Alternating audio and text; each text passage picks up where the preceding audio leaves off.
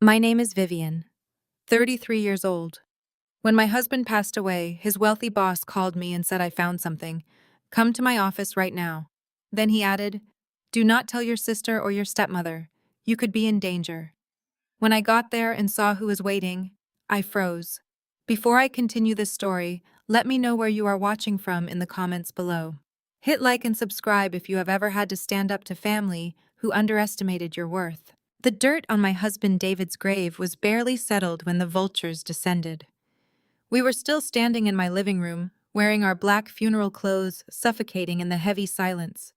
Jamal, my African-American brother-in-law, and the flashy chief financial officer at Vanguard Horizon stepped forward. He reached into his suit jacket, pulled out a folded piece of paper, and slammed it onto my glass coffee table. The sharp smack echoed like a gunshot. It was an invoice from the funeral home for $25,000. Jamal adjusted his custom silk tie and sneered down at me. David's credit card declined, Vivian, he said, his voice dripping with condescension. I had to cover the burial costs myself so our family would not look like a joke in front of the country club. I know you only make minimum wage doing data entry, so I am going to do you a favor. Sign over the title to David's BMW to me right now. That will cover your debt. You have no business keeping a luxury car. Before I could process the sheer audacity of demanding a grieving widow's only vehicle, my stepmother Brenda stepped into the center of the room. She did not come to defend me. Instead, she walked over to the box on the console table that held David's personal effects from the hospital. She reached inside and pulled out his Rolex. Without a hint of hesitation, Brenda unbuckled the heavy silver band and dropped the watch into her handbag. I am keeping this as a family heirloom, Brenda announced smoothly, ignoring the shock on my face. Let us be honest, Vivian. We all know my daughter Chloe's money practically bought this watch. Jamal is the one bringing in the real wealth while David was just coasting by. Chloe. My half-sister and the golden child of the family stood next to Jamal. She was casually examining her manicured nails, not even pretending to care about the man we had just put in the ground. Honestly, Vivian, you should be thanking Jamal, Chloe said, crossing her arms over her expensive dress. If he had not stepped up, David would have been buried in some pauper's grave. You need to accept reality. You cannot afford this house either. We should list the property by next week. I looked at my half-sister. She had always received the new cars and the expensive tuition, while Brenda forced me to pay rent just to live in my own bedroom. Now Chloe was casually discussing selling the house my husband and I had bought together, barely 2 hours after his funeral. I stood silently in my living room absorbing the robbery of my late husband's belongings. They thought I was weak. They thought I was just a struggling clerk who relied on her spouse. They had spent my entire life treating me like a disposable burden, the scapegoat, who was supposed to just accept whatever crumbs they threw my way. I do not have all day, Vivian, Jamal barked, clapping his hands together to break my silence. Go get the keys to the BMW. We are taking it today. You can take the bus to your little cubicle on Monday. Listen to him, Vivian, Brenda chimed in, adjusting her pearl necklace. It is the responsible thing to do. You have always been terrible with finances. We are actually saving you from ruin. I bit the inside of my cheek so hard I tasted blood. I wanted to scream. I wanted to throw them out. But my mind was already shifting into overdrive, analyzing the situation the way I had been trained to do. They were too eager. The aggressive demand for the car, the swift confiscation of the watch, the push to sell my home immediately. It felt less like family greed and more like a calculated liquidation. You are not selling my house, Chloe, I said, keeping my voice dangerously low and steady. And nobody is taking David's car. Jamal let out a loud, mocking laugh that filled the room. Your house, please. Without David's income, you will default on the mortgage in a month. Just sign the car over, Vivian. Do not make this ugly. You know you cannot fight us. I watched Jamal smirk, convinced he had me trapped in a corner. I watched Brenda clutch her purse, confident she was entitled to everything she could grab. They had no idea who they were actually dealing with. I took a deep breath, preparing to order all three of them out of my sight. But before I could utter a single syllable, the silence of the room was pierced by a sharp vibrating sound. My cell phone, resting on the same glass table next to that ridiculous funeral invoice, lit up with an incoming call. Jamal's eyes flicked downward toward the glowing screen. I watched the arrogant smirk instantly vanish from his face. The color completely drained from his cheeks, leaving him looking like he had just seen a ghost. Chloe and Brenda noticed his sudden panic and leaned in to look at the screen as well. The name flashing in bright white letters was one they all recognized. Marcus Sterling, the billionaire owner of Vanguard Horizon, the most powerful man in the city, and the ultimate boss of both my late husband and Jamal. Everyone in the room instantly froze, completely solid in total shock. I snatched the phone off the glass table before Jamal could reach it. My fingers curled tightly around the device, feeling the cold metal edges pressing into my palm. I ignored the burning glares of my stepmother and half-sister and walked straight out the back door onto the patio. The cold Boston rain hit my face, washing away the suffocating air of the living room. I pressed the phone to my ear, my heart pounding a steady rhythm against my ribs. "Mr. Sterling," I said, keeping my voice perfectly level and professional. "Vivian Marcus," Sterling said. His voice was gravelly and urgent, completely lacking any of the usual polished corporate charm I expected from a Wall Street titan. "Listen to me very carefully. I found something. Come to my office right now." I narrowed my eyes, staring out at the manicured lawn. I glanced back through the glass sliding door. Inside, Jamal was pacing like a caged predator, gesturing wildly to Chloe, while Brenda crossed her arms, her eyes darting toward the patio with deep suspicion. "What did you find?" I asked, shielding the phone from the wind. "David's fatal car crash was no accident," Sterling said. A brutal, icy shiver ran down my spine, freezing the blood in my veins. My husband had been an excellent driver. The police claimed his brakes failed on a steep incline. I never believed it. "Do not tell your sister or your stepmother. Do not tell Jamal. Just get out of that house and come to the Vanguard Horizon Tower. You could be in extreme danger." The line went dead with a sharp click. I stood in the freezing rain for exactly 5 seconds. I did not collapse into a puddle of despair. I did not scream out to the heavens. My husband had been murdered, and the people highly likely to be responsible were standing right inside my living room, casually arguing over his car and his expensive watch. I took a deep breath, smoothing my features into a mask of pure, terrified confusion, and slid the glass door open. As soon as I stepped back inside, the atmosphere in the room shifted entirely. Chloe immediately dropped her bored, arrogant posture. She rushed toward me across the hardwood floor, her face twisting into a mask of exaggerated concern. She forced out a few fake tears, grabbing my cold hands in her warm, perfectly manicured ones. "Vivian, you need to listen to us right now," Chloe cried, squeezing my fingers tight. "We did not want to tell you this today of all days, but you leave us absolutely no choice. Jamal found out why Mr. Sterling is calling you. It is about David." I widened my eyes, playing the naive, helpless widow they so desperately expected me to be. "What about David? What did Jamal find?" Jamal stepped forward, adjusting his custom suit jacket, puffing out his chest with sheer self-importance. "Your husband was a federal criminal, Vivian. I caught him embezzling $5 million from Vanguard Horizon. He was shifting corporate funds through dummy offshore accounts for months. Sterling just found out today, and he is coming for blood. That phone call was a threat. He is going to send the police, and they are going to arrest you as an accomplice." I stared at him, letting my mouth fall open in feigned shock. $5 million, David would never do that. He was an honest man. "He did it?" Brenda snapped, stepping up behind Chloe and crossing her arms. "And now you are going to pay the ultimate price for marrying a criminal. You will lose everything you own unless you let Jamal fix this mess." I looked at Jamal, letting my shoulders slump in defeat. "How can you fix a $5 million deficit?" Chloe tightened her grip on my hands, her fake sympathy making my stomach churn. "We are your family, Vivian. We are going to protect you. Jamal can quietly pay back the firm using his own corporate authority, but we need solid collateral right now. You need to sign over the deed to this house to Jamal today. We will sell the property, cover David's stolen money, and keep you out of federal prison. You will lose the house, but you will keep your freedom." The sheer brilliance of their toxic greed almost impressed me. They were using a dead man as a convenient scapegoat to steal my real estate and cover their own tracks. Jamal was framing David for his own corporate theft, and Chloe was packaging it as a loving family favor. I ripped my hands away from Chloe and stumbled backward, letting out a loud, ragged sob. I clamped my hands over my mouth, hyperventilating on command. I let my knees buckle just enough to look weak, collapsing onto the arm of the expensive leather sofa. I cannot go to prison, I gasped, forcing hot tears to stream down my cheeks. Please, Jamal. I do not know anything about $5 million or offshore accounts. I just buried him.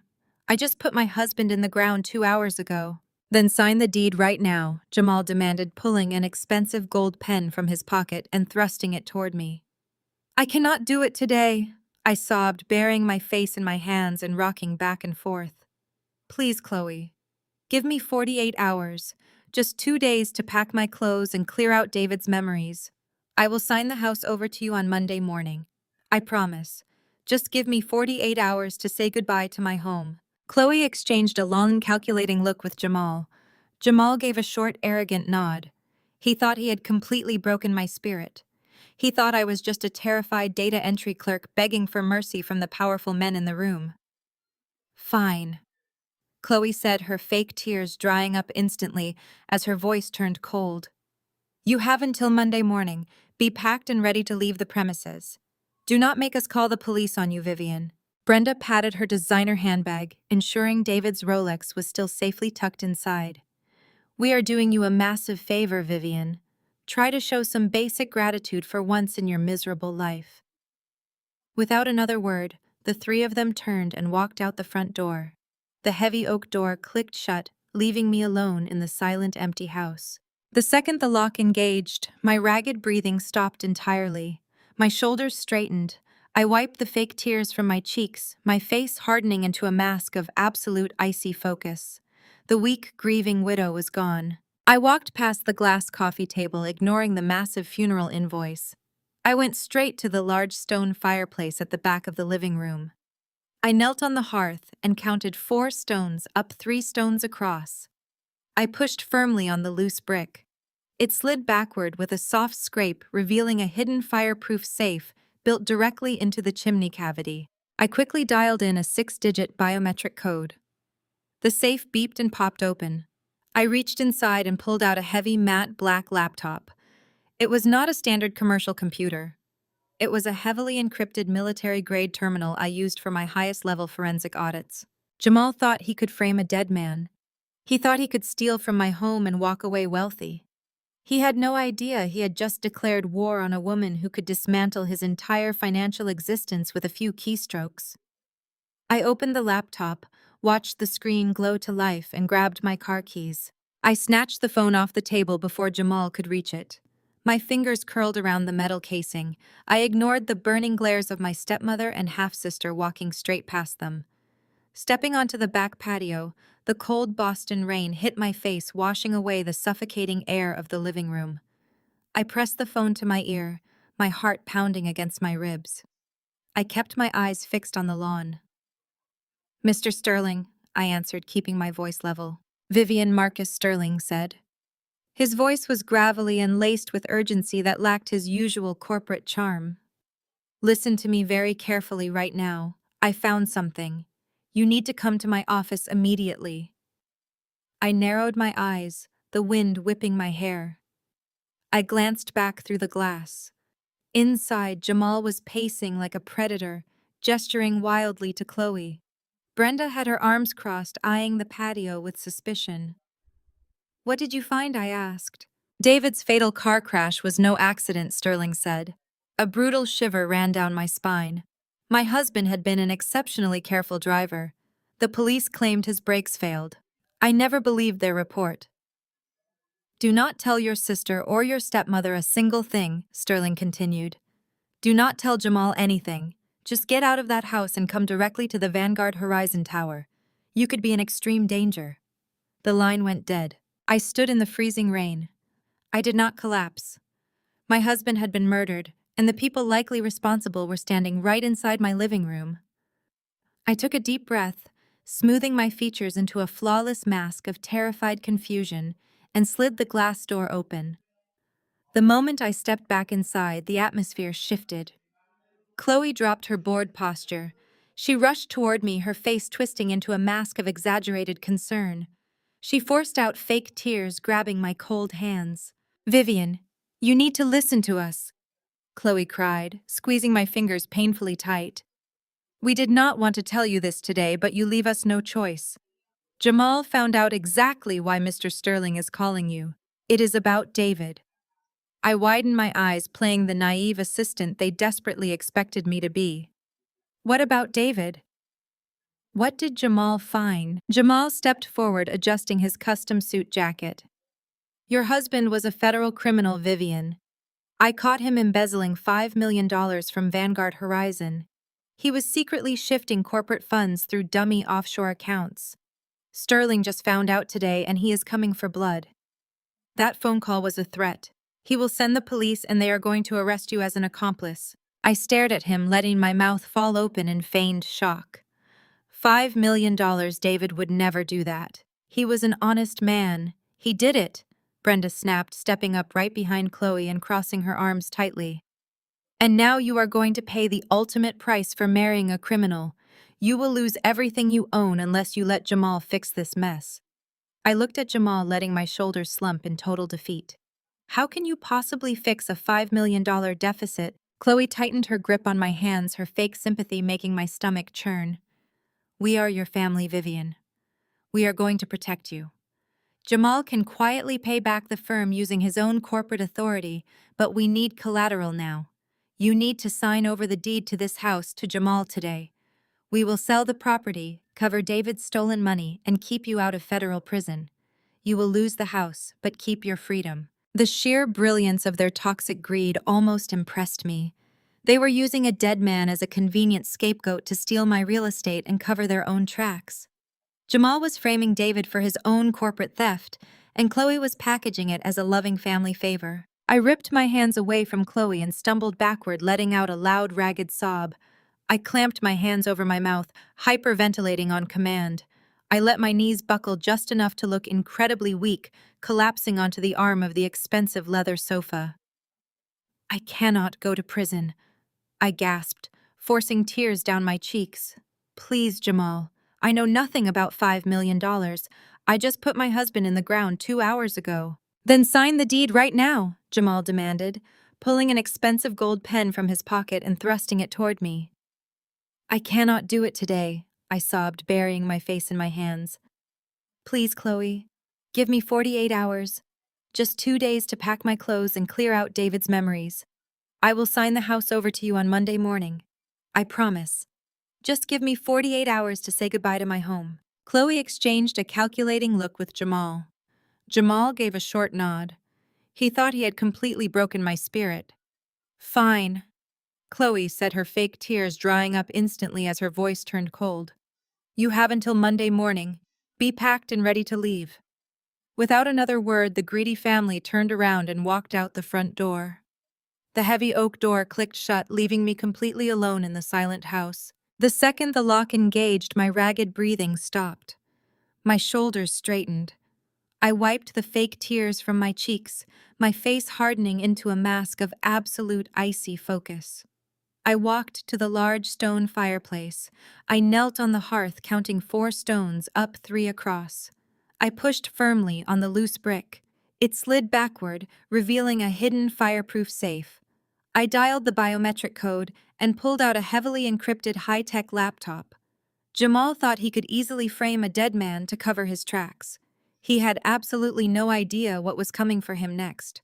I drove home through the relentless Boston rain, Marcus Sterling's encrypted access token burning like a live coal in my coat pocket. I ignored the chilling silence of my empty living room, bypassing the kitchen to head straight down the wooden stairs into the damp, unfinished basement. This was my absolute sanctuary. I flipped a heavy breaker switch on the wall. A bank of high-resolution monitors hummed to life, casting a harsh blue glow across the concrete walls as I slammed the heavy laptop onto the metal desk. I inserted Sterling's token into the side port. The screen immediately flooded with cascading lines of green code. I was bypassing Vanguard Horizon's external security firewalls in seconds. Sterling had given me the keys to his kingdom, granting me total ghost access to every server and hidden archive within his empire. Jamal thought he was untouchable. He assumed his position as chief financial officer, gave him absolute cover, severely underestimating the digital footprint left behind by human greed. I cracked my knuckles, my fingers flying across the mechanical keyboard with blistering speed. I bypassed the secondary internal security nodes, slipping past the corporate intrusion detection software undetected. I was looking for the $5 million deficit. Jamal had not just wired the money out. That would be too obvious. He had built an elaborate, dizzying maze of phantom transactions. I traced the initial missing funds to a series of dummy vendor accounts registered in Delaware. From there, the money fragmented into dozens of smaller, seemingly legitimate consulting invoices paid out to shell companies operating in Nevada and Wyoming. He was using an automated script to siphon small fractions of capital during high-volume trading hours, masking the theft within Vanguard's massive daily cash flow. It was a sophisticated laundering operation designed to look like standard corporate overhead. But every digital transaction leaves a shadow, a tiny anomaly in the metadata that forensic accountants are trained to hunt. I cross-referenced the payout timestamps with Jamal's personal terminal login history, finding a perfect, undeniable match. I isolated the fragmented transactions and initiated a reverse compilation algorithm tracking the money trail as it bounced off servers in Panama and Cyprus. I broke through a final layer of encrypted routing protocols. The destination materialized on my center monitor in stark white text. It was a private numbered offshore bank account located in the Cayman Islands. I ran a brute force decryption protocol against the offshore bank's external shell, slipping through a digital fracture to pull the account holder's raw registration data. The screen refreshed. Jamal's full legal name, his secondary social security number, and his private residential IP address flashed before my eyes. The current account balance sat at exactly $5,200,000. It was sitting there quietly collecting untaxed offshore interest. This was the irrefutable proof. I had everything I needed to completely clear David's name. Hand Marcus Sterling, the head of his corrupt executive, and send my arrogant brother-in-law to federal prison for a very long time. But I stared at the glowing screen, my heart pounding with a cold, ruthless rhythm. Sending him to prison was no longer enough. Sterling wanted Jamal destroyed professionally, but I wanted to salt the earth he walked on. I wanted to completely dismantle the arrogant, toxic reality he and my half-sister enjoyed. I kept digging. I bypassed Vanguard's servers entirely and used my backdoor access to tunnel directly into Jamal's personal digital ecosystem. I wanted to know exactly why a man making a high seven-figure salary felt compelled to steal $5 million from a ruthless billionaire. Greed was always a factor, but a theft this sloppy reeked of sheer, blind desperation. I mirrored his personal smartphone and accessed his private email servers. I sifted through thousands of encrypted messages, banking alerts, and secure calendar appointments. Then I found a hidden folder buried deep within a secondary cloud drive. It was a shadow ledger. I opened the file, my eyes scanning the staggering columns of digital debt. Jamal had been playing a very dangerous game.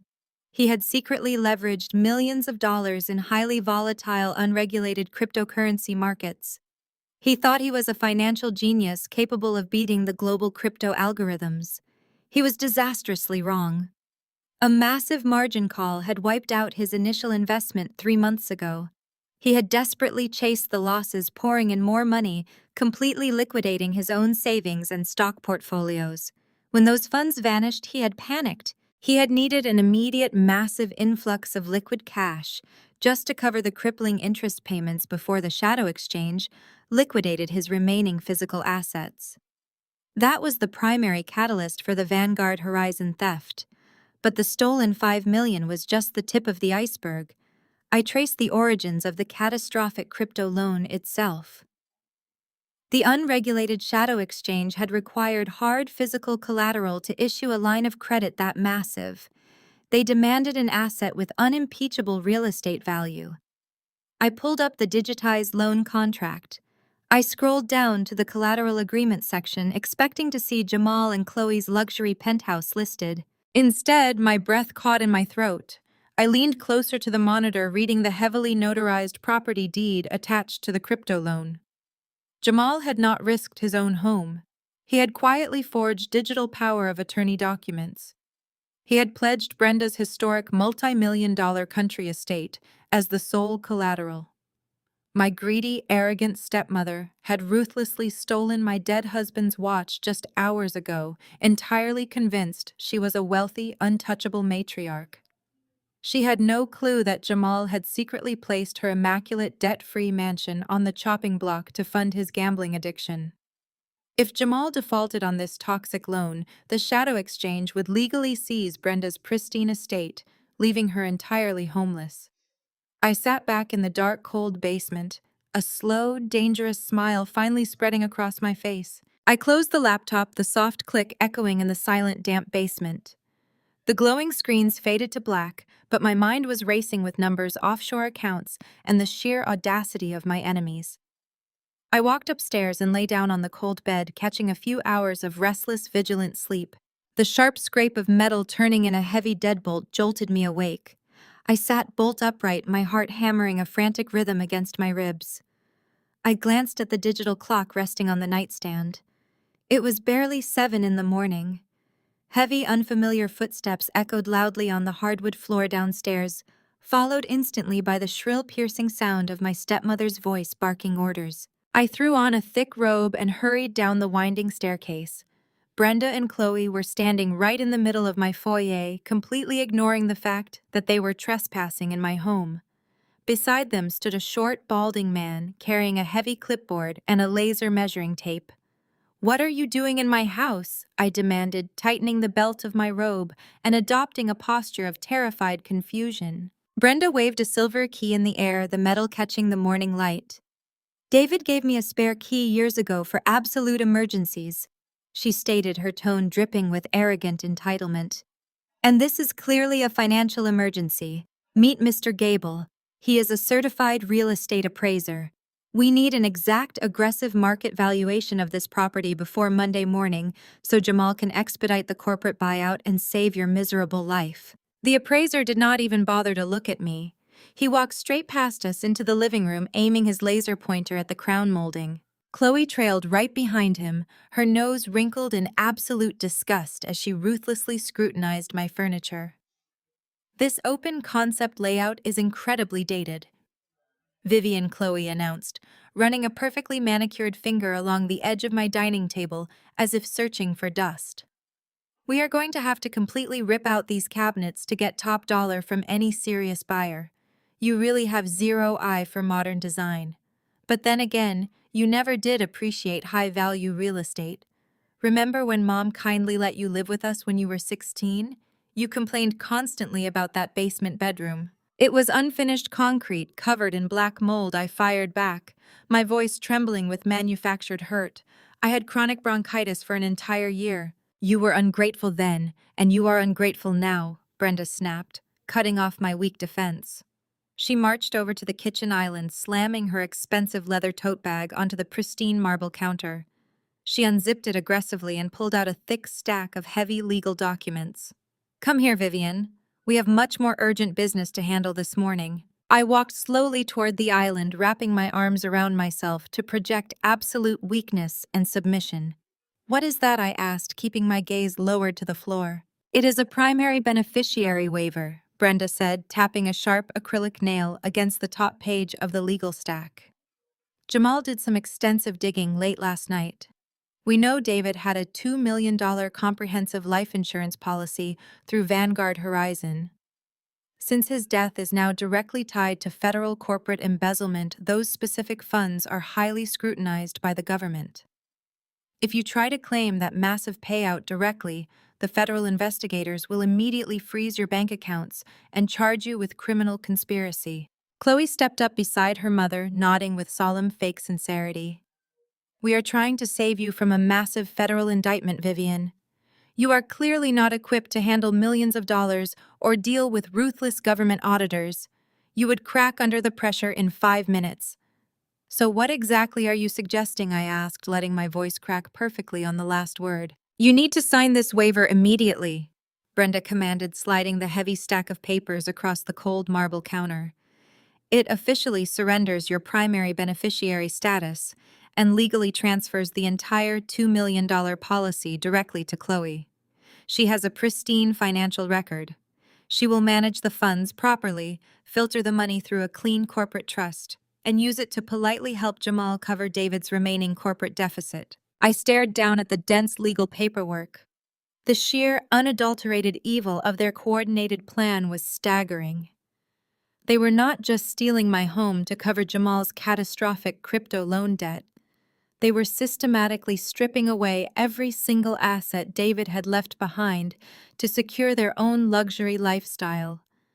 They wanted to leave me utterly destitute, facing the street with absolutely nothing, while they pocketed $2 million in clean, untraceable cash. I cannot just sign away David's life insurance, I pleaded, squeezing my eyes shut to force a fresh wave of hot tears down my cheeks. It is all I have left of him. How am I supposed to pay my basic bills? How am I supposed to survive out there?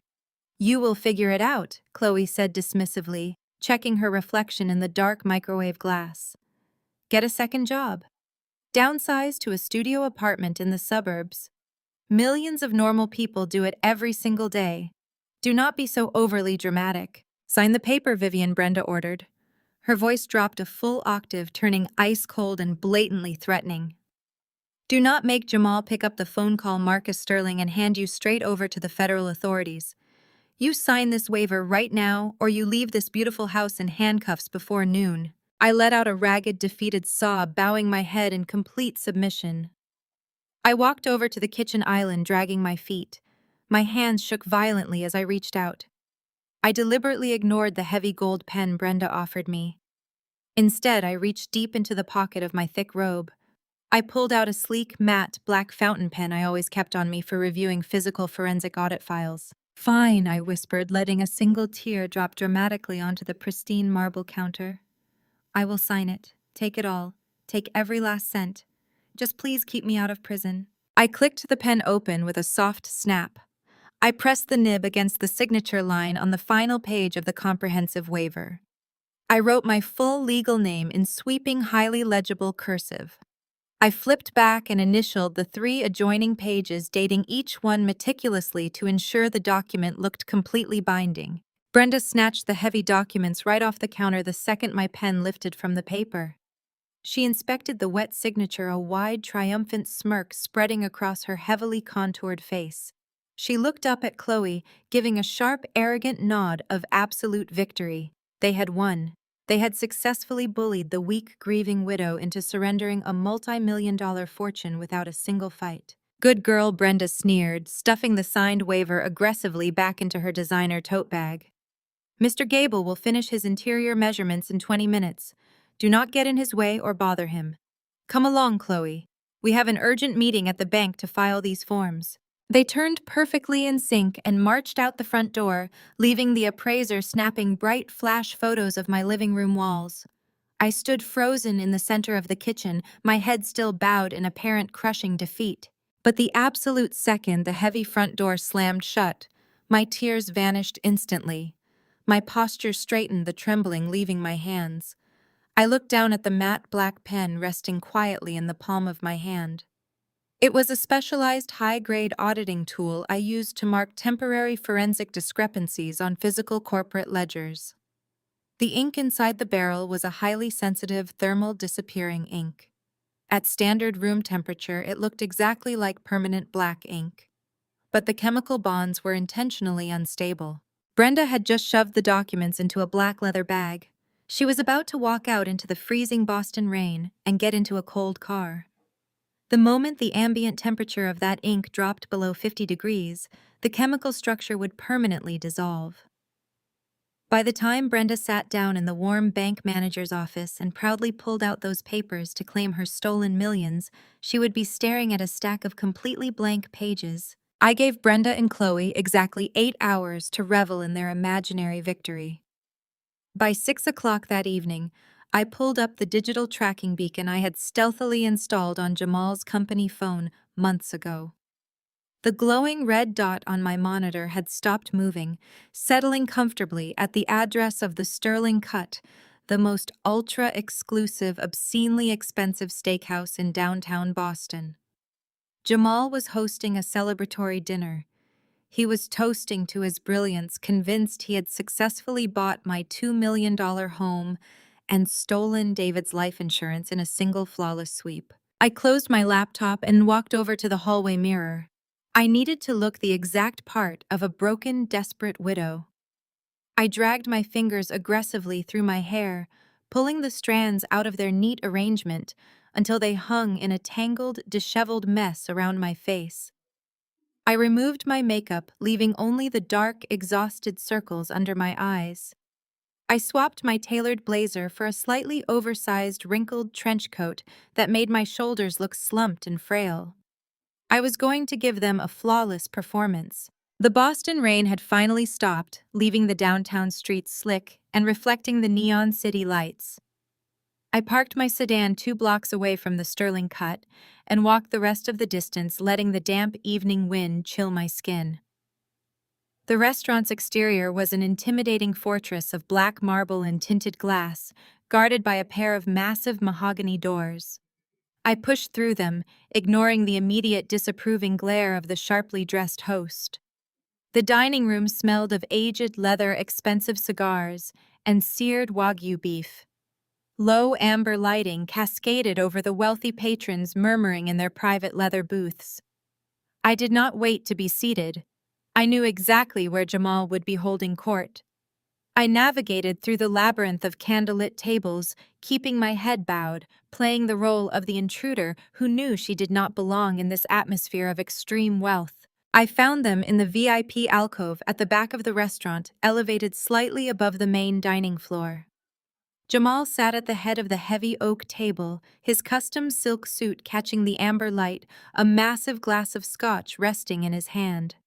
Chloe sat to his right, wearing a backless designer gown, laughing loudly at something he had just said. Brenda sat opposite them, slicing into a thick, rare steak with aggressive precision. A bottle of vintage champagne sat chilling in a silver bucket beside a plate of untouched caviar. They were celebrating the financial slaughter of my life. I walked slowly up the short ramp to their private alcove, letting my shoes scuff heavily against the carpet. I stopped right at the edge of their table. The moment Chloe saw me, her shrill laughter died instantly. Her perfectly contoured face twisted into a mask of absolute revulsion. "What on earth are you doing here?" Chloe hissed, her eyes darting around the restaurant to see if anyone important had noticed my disheveled arrival. "You look like a homeless person, Vivian." Jamal laughed loudly, a booming, arrogant sound that drew the attention of nearby tables. He leaned back against the red leather booth, throwing his arms wide open in a gesture of supreme dominance. "Let her stay, Chloe," Jamal declared, his voice carrying easily over the soft jazz playing in the background. "It is good for her to see how the real players live. Look at you, Vivian, trembling, pathetic, completely out of your depth. You always were. You know the fundamental law of the universe. The weak exist strictly to feed the strong. It is the natural order of things, especially for a woman of your particular background. You are too stupid to keep your husband alive, and you are far too weak to keep your house. But do not worry, I will make sure the property goes to someone who actually deserves it." His blatant toxic arrogance was suffocating. He was openly mocking David's death and making thinly veiled racist and sexist jokes in a crowded restaurant, entirely emboldened by his own perceived invincibility. "You promised to give me until Monday," I stammered, letting my voice crack and shake, forcing my eyes to dart nervously between the three of them. "I just need a little money for the weekend. The accounts are frozen. I have absolutely nothing left to buy food." Brenda let out a sharp, condescending snort. She dropped her steak knife, reached into her designer purse, and pulled out a crisp $100 bill. She crumpled the money into a tight ball in her fist. "You are an absolute embarrassment to this family," Brenda snarled, her voice dripping with pure venom. She flicked her wrist, throwing the crumpled $100 bill directly at my chest. The paper ball bounced off my coat and landed on the floor near my feet. "Take your pathetic grocery money and get out of our sight before I have security drag you out into the alley where you belong." I stared down at the crumpled bill resting on the expensive carpet. I let my shoulders shake, forcing a look of complete and utter humiliation onto my face. I slowly dropped to my knees, bowing my head in front of their table like a defeated peasant gathering scraps.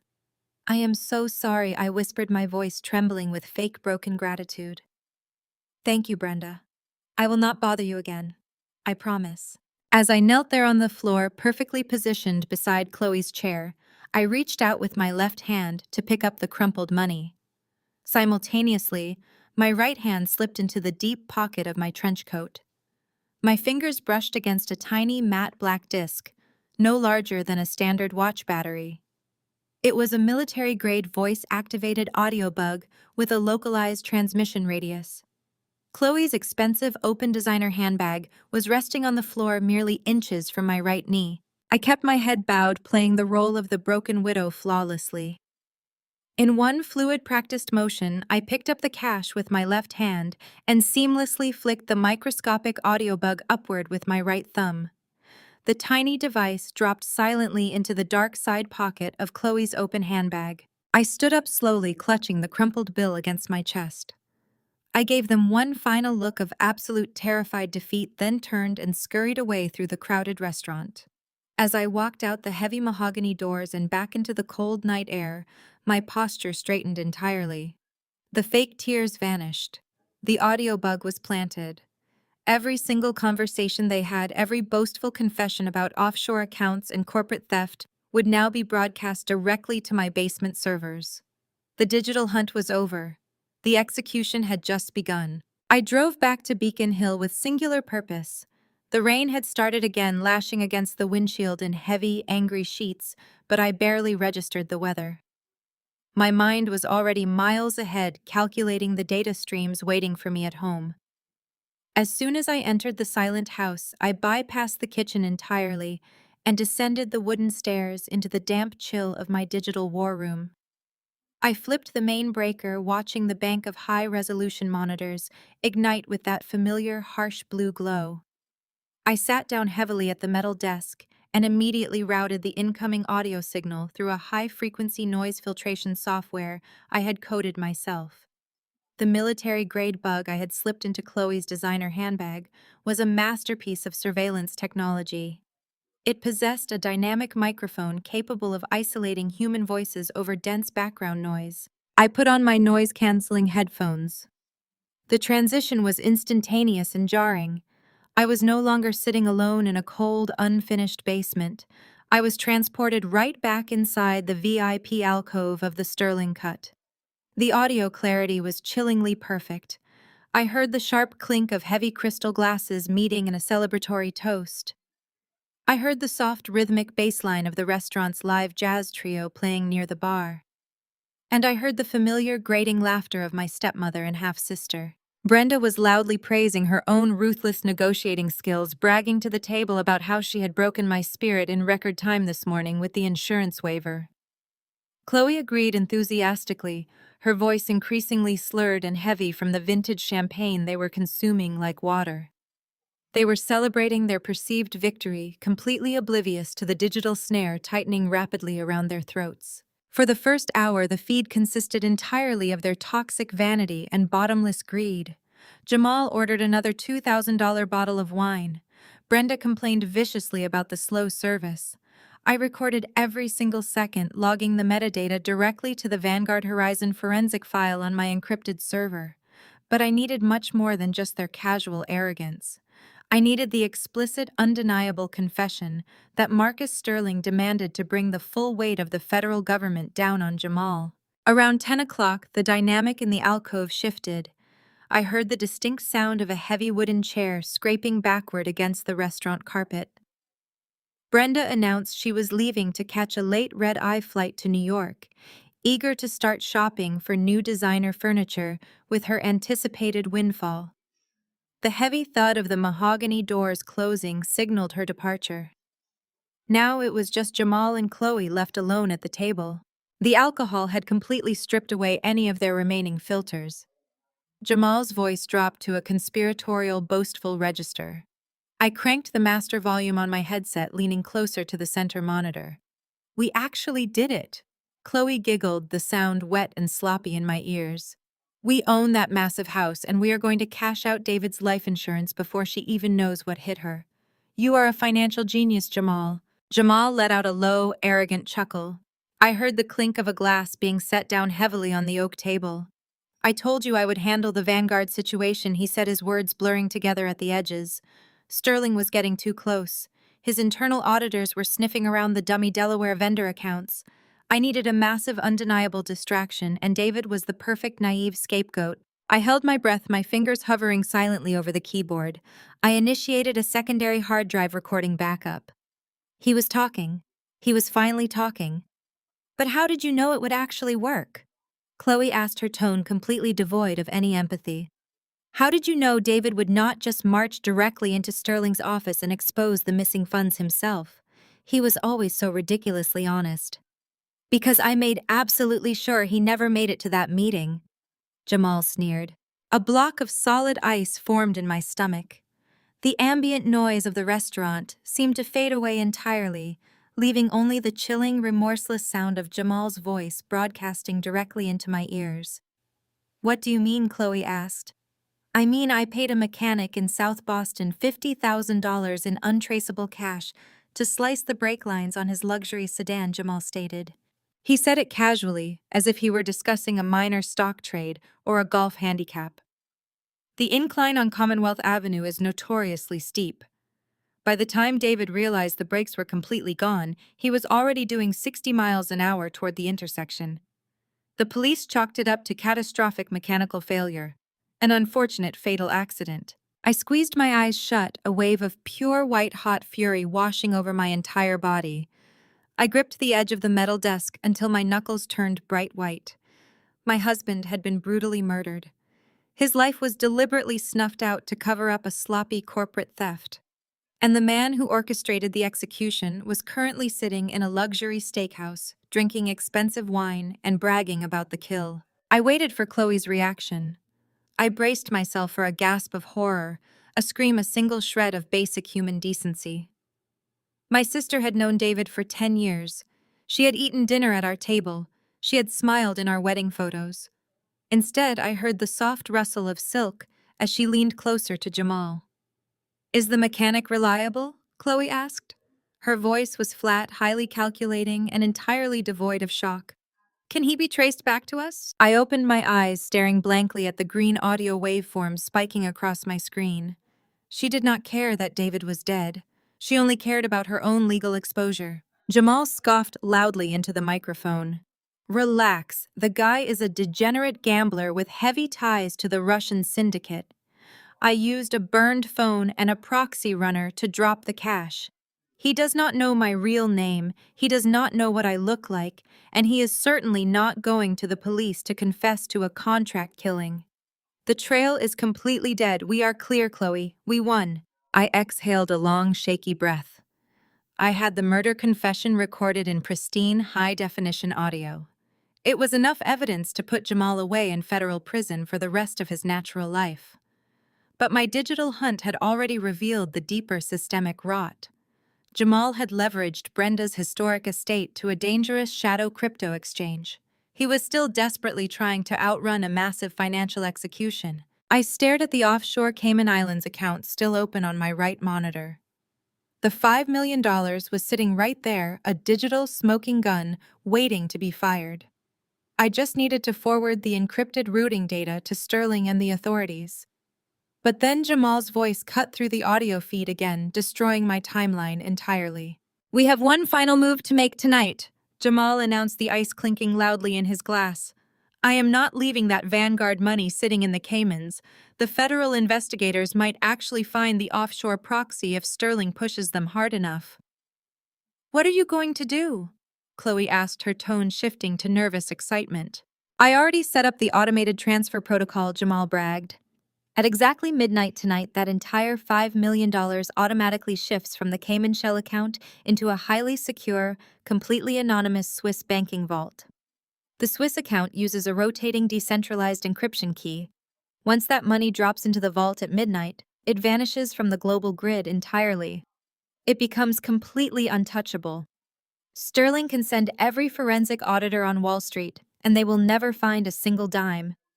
We will be filthy rich, and your miserable sister will take the absolute fall for everything. I sat frozen in the damp basement, my eyes darting frantically to the digital clock in the corner of my primary monitor. It read 10:45. I had exactly 1 hour and 15 minutes. If that stolen money moved to the Swiss account, the physical evidence of the embezzlement would evaporate into the dark web. Jamal would possess untouchable wealth, and I would be left holding the fabricated corporate wreckage. The murder confession was powerful, but without the physical money trail linking Jamal directly to the stolen Vanguard funds, a highly paid defense attorney could argue the audio was illegally obtained or taken wildly out of context. I needed the money locked in place to execute the perfect trap. The execution phase had suddenly become a desperate high-stakes race against a digital clock.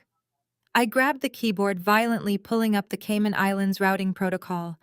I had to intercept a $5 million automated wire transfer before midnight, while the architect of my husband's murder sat 2 miles away, toasting to his own brilliance. My grief transformed instantly into a weaponized, singular focus. The tears were gone, replaced by a cold, mechanical precision that took over my hands. The digital clock in the corner of my right monitor ticked relentlessly. 11:10, 11:20. I kept the audio feed isolated in my headphones. I heard the abrupt end to their dinner, the scraping of heavy oak chairs, and Jamal barking at the valet to bring his car around.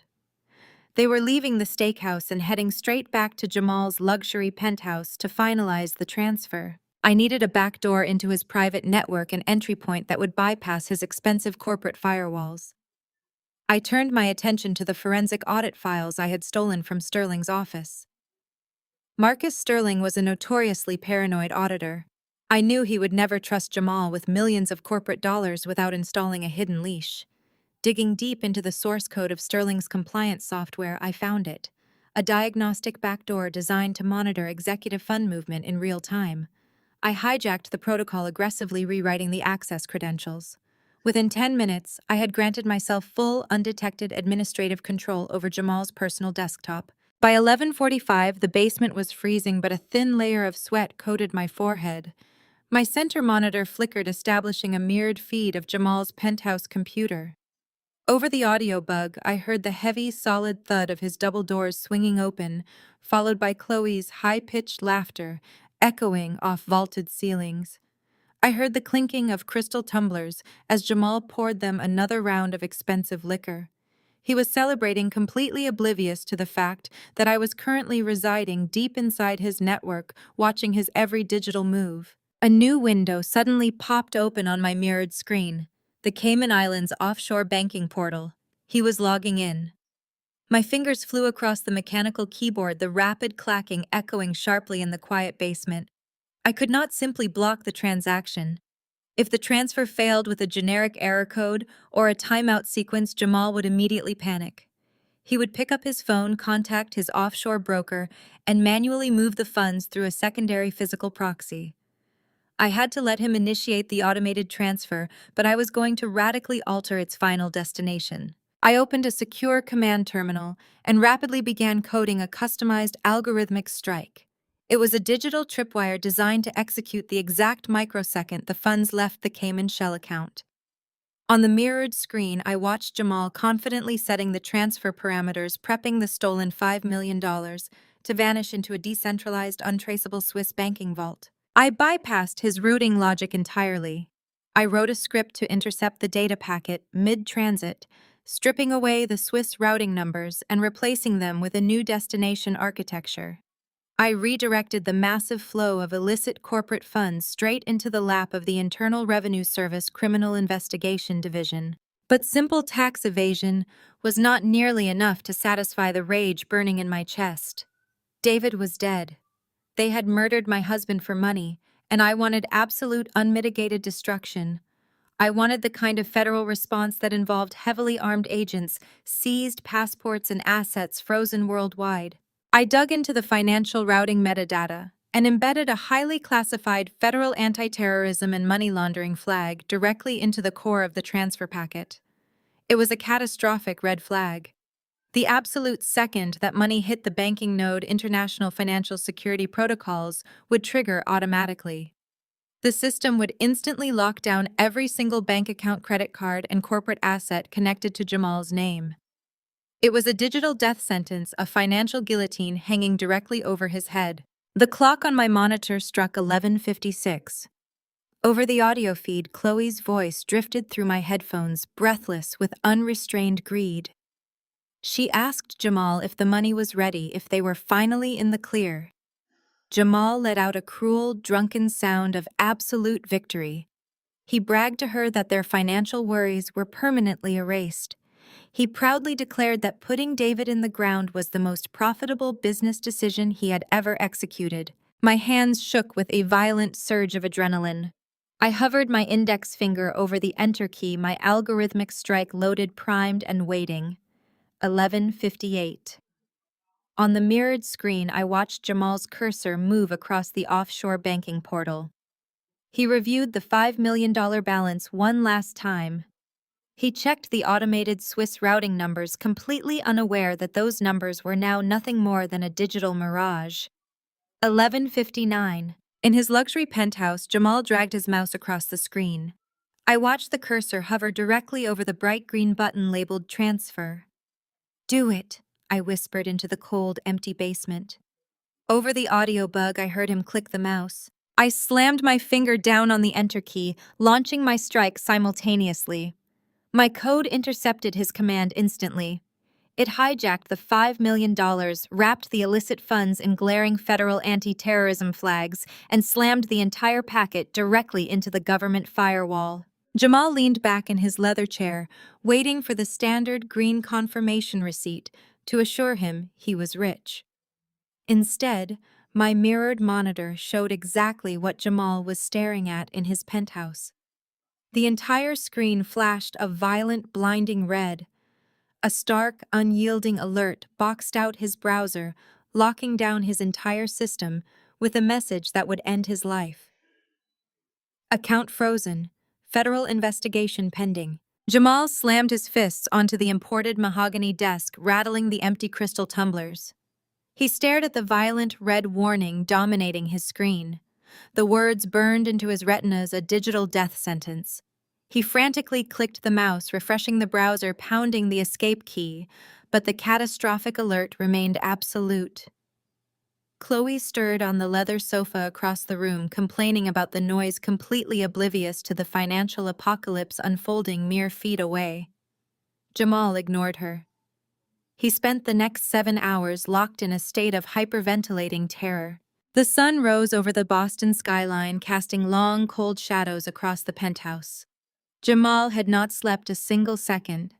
His custom-tailored silk shirt was drenched in a cold, sour sweat, clinging uncomfortably to his back. His hands shook violently as he paced the length of his living room. He snatched up his untraceable burner phone and dialed his offshore private broker in the Cayman Islands. The line rang 5 times before the broker finally answered. The man sounded terrified, his voice an octave higher than usual. "What did you do?" Jamal demanded, his voice a hoarse, desperate whisper. "Where is my $5 million? Unfreeze the account right now." "I cannot touch it, Jamal," the broker stammered, the panic evident in every syllable. "It is gone. The entire architecture is locked down. An anonymous high-level auditor executed a backdoor override. They slapped a federal anti-terrorism and money laundering protocol directly onto your routing sequence. Do you understand what that means?" The IRS Criminal Investigation Division has assumed total control. The feds have a digital stranglehold on your entire life. Do not ever call this number again. The line went dead. Jamal stared at the burner phone, his breath catching in his throat. He threw the device against the floor-to-ceiling window, shattering the plastic casing into a dozen pieces. Breathing heavily, he rushed back to his desk and began frantically logging into his domestic financial portals. He tried his primary checking account at Chase. Access denied. He pulled up his secondary corporate accounts. Frozen pending review. He scrambled to his hidden cryptocurrency ledgers, the emergency funds he kept entirely off the grid. Account suspended. The federal flag had cascaded through the global financial network like a digital virus. The algorithm I deployed had worked with ruthless efficiency. Every single bank account, credit card, and shadow portfolio connected to Jamal's name was locked tight. He had absolutely zero liquidity. He could not buy a plane ticket. He could not hire a defense attorney. He could not even buy a cup of coffee. He was effectively broke, trapped in a luxury penthouse with no escape route. Chloe sauntered into the living room wearing a silk robe and holding her phone with a deeply annoyed expression. Jamal, my platinum card just declined at an online boutique. She complained, crossing her arms. Fix it. I need to order my outfits for our victory trip to Paris. Jamal turned slowly, his eyes wide and feral. The polished, arrogant corporate shark from the steakhouse was gone. In his place stood a desperate, cornered animal. There is no Paris! Chloe, Jamal roared, his voice echoing violently off the vaulted ceilings. He marched across the room and grabbed her by the shoulders, shaking her slightly. We have nothing. The federal government just froze every single cent to my name. Someone tipped them off. I am completely locked out of the grid. I have zero liquidity. Chloe stared at him, her annoyed expression rapidly dissolving into stark terror. What do you mean we have nothing? What about the Vanguard money? What about the 5 million gone? Jamal shouted, releasing her and pacing frantically. Frozen. Untouchable. We need raw, untraceable cash right this exact second if we are going to hire fixers and bribe our way out of this country before the feds show up at the door with handcuffs. He stopped pacing, his eyes locking onto Chloe with a dangerous, calculating intensity. The house, he muttered, his mind working in overdrive. Your mother has the signed waiver. David's house is worth $2 million fully paid off. It is the only clean asset we technically control right now. It is Saturday, Chloe argued, her voice trembling. We cannot close a real estate deal on a weekend. I know a distressed property buyer who specializes in hostile takeovers, Jamal snapped, already reaching for his secondary desk phone. He pays straight cash, 60 cents on the dollar, no questions asked. I will call him right now, but he needs vacant possession. He will not buy a property with a squatter living inside. So what do we do? Chloe asked. You are going to that house right now, Jamal ordered, his eyes wild with unhinged desperation. Take the signed paperwork. Do not wait for Monday. Do not wait for the lawyers. You go over there and you physically force Vivian out into the street today. Throw her clothes on the pavement and change the locks. Break her. I do not care what you have to do, but I need that house empty and ready to sell by noon. Go. 2 miles away, the morning was quiet and peaceful. I stood in my pristine kitchen wearing a comfortable cashmere sweater, listening to the gentle hum of the refrigerator. I poured myself a fresh cup of dark roast coffee, letting the warm steam rise against my face. I had slept remarkably well. The digital hunt was over, and the physical execution was moving exactly according to my calculated schedule. A sudden violent pounding shattered the morning silence. Someone was hammering their fists against my heavy mahogany front door, shaking the frame. I did not flinch. I did not drop my mug. I casually reached over and tapped the security monitor resting on the marble kitchen island. The high-definition camera feed showed Chloe standing on my front porch, her hair wild, her designer coat thrown hastily over her clothes. She looked frantic. She slapped a bright yellow, aggressively printed eviction notice directly onto the glass panel of my door. Get out of my house, Vivian! Chloe screamed through the thick wood, her voice muffled but perfectly audible. I own this property now. Pack your bags and get out right now. I stood in the quiet kitchen, sipping my coffee, watching her throw a desperate temper tantrum on my porch. They were panicking. Jamal had hit the invisible wall I built, and now they were scrambling for the only lifeline they thought they had left. But they were relying on a stack of completely blank papers resting inside Brenda's leather tote bag. I smiled, setting my coffee mug down on the cool marble counter. I reached into my pocket and pulled out my heavily encrypted specialized mobile device. I opened a direct, highly secure communication channel. I did not type out a long explanation or a plea for help. The trap was sprung, the prey was cornered, and it was time to bring the real hammer down. I typed 3 simple words to Marcus Sterling: initiate protocol Phoenix. The eucalyptus-infused steam of the VIP relaxation suite curled around Brenda, clinging to the heavy gold-flecked silk of her imported robe. She took a slow, deliberate sip of her vintage champagne, letting the crisp bubbles dance on her tongue, while the ambient spa-curated acoustic music played softly in the background. The morning had been an absolute, unmitigated triumph.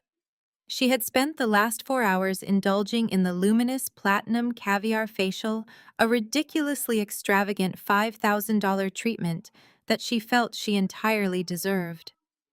After successfully bullying Vivian into surrendering the $2 million life insurance policy yesterday, Brenda felt untouchable. She envisioned the massive influx of clean cash, the new designer wardrobes she would commission, the extensive renovations she would finally order for her historic estate. The week always existed strictly to feed the strong, and she had feasted perfectly. She adjusted her posture on the heated marble lounger, checking her flawless reflection in the vanity mirror. She looked revitalized, powerful, untouched by the messy, pathetic grief that had consumed her stepdaughter. A soft knock broke her reverie.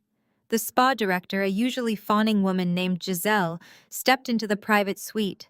Giselle carried a silver tray holding the final invoice, but her signature customer service smile was conspicuously absent.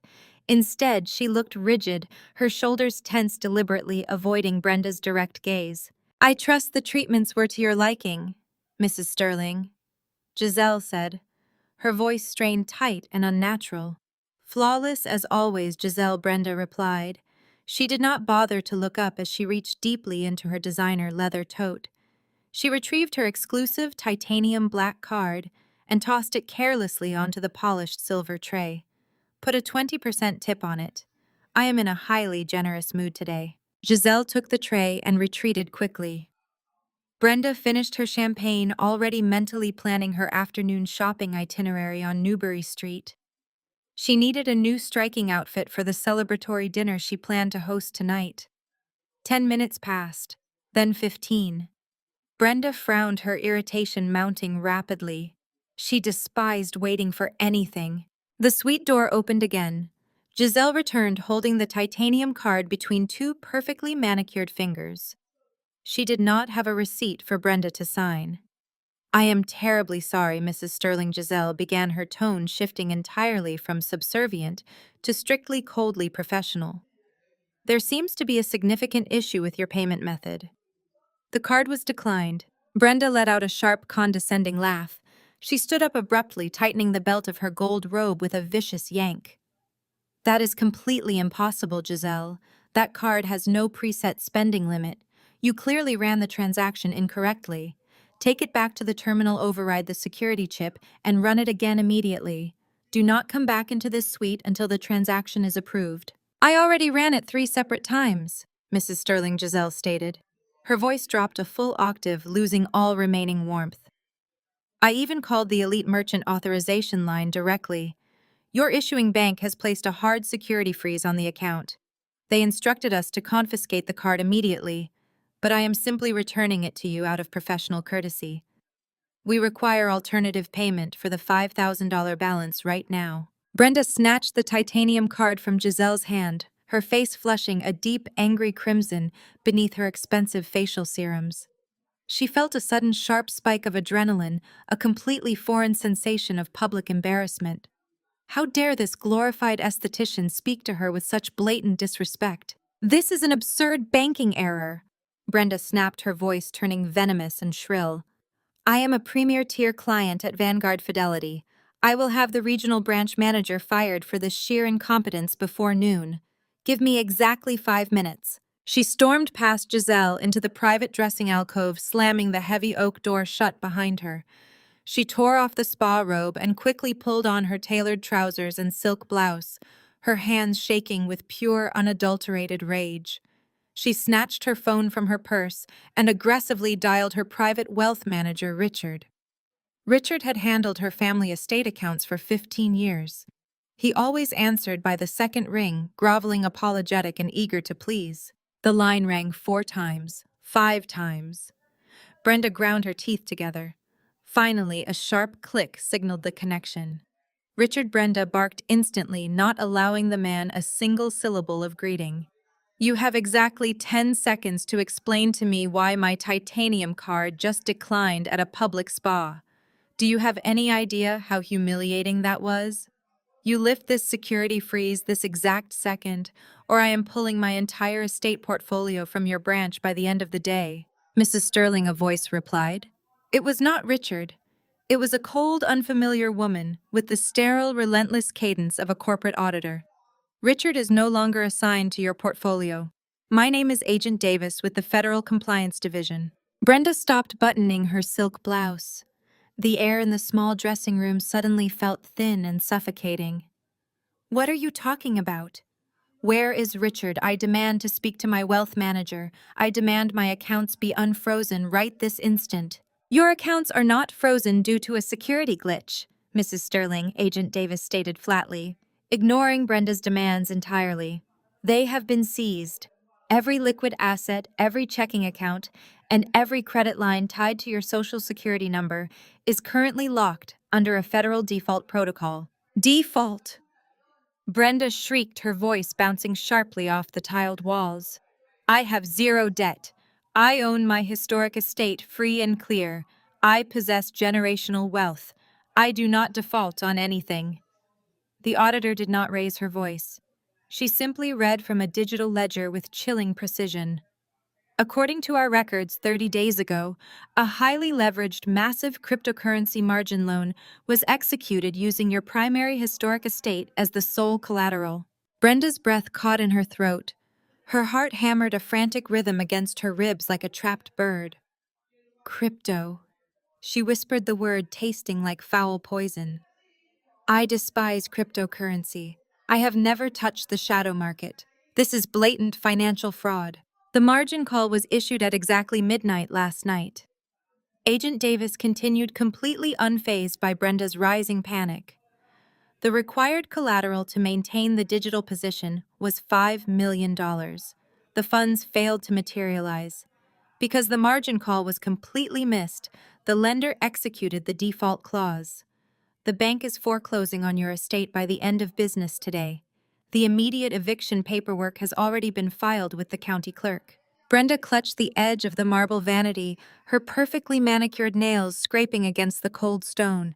Her historic estate, the sprawling property that had been in her family for 3 generations, the massive mansion that defined her entire social standing and power in Boston. It was gone. It was being ripped away from her before sunset.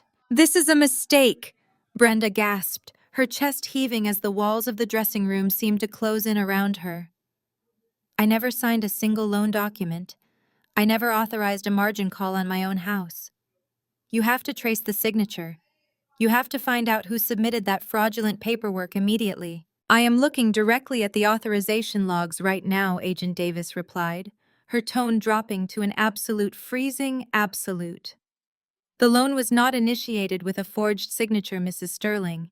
It was legally executed through a verified digital proxy, using the comprehensive financial power of attorney you authorized last year. Brenda's mind raced violently. Power of attorney. She had only granted that level of sweeping, unrestricted financial control to one single person.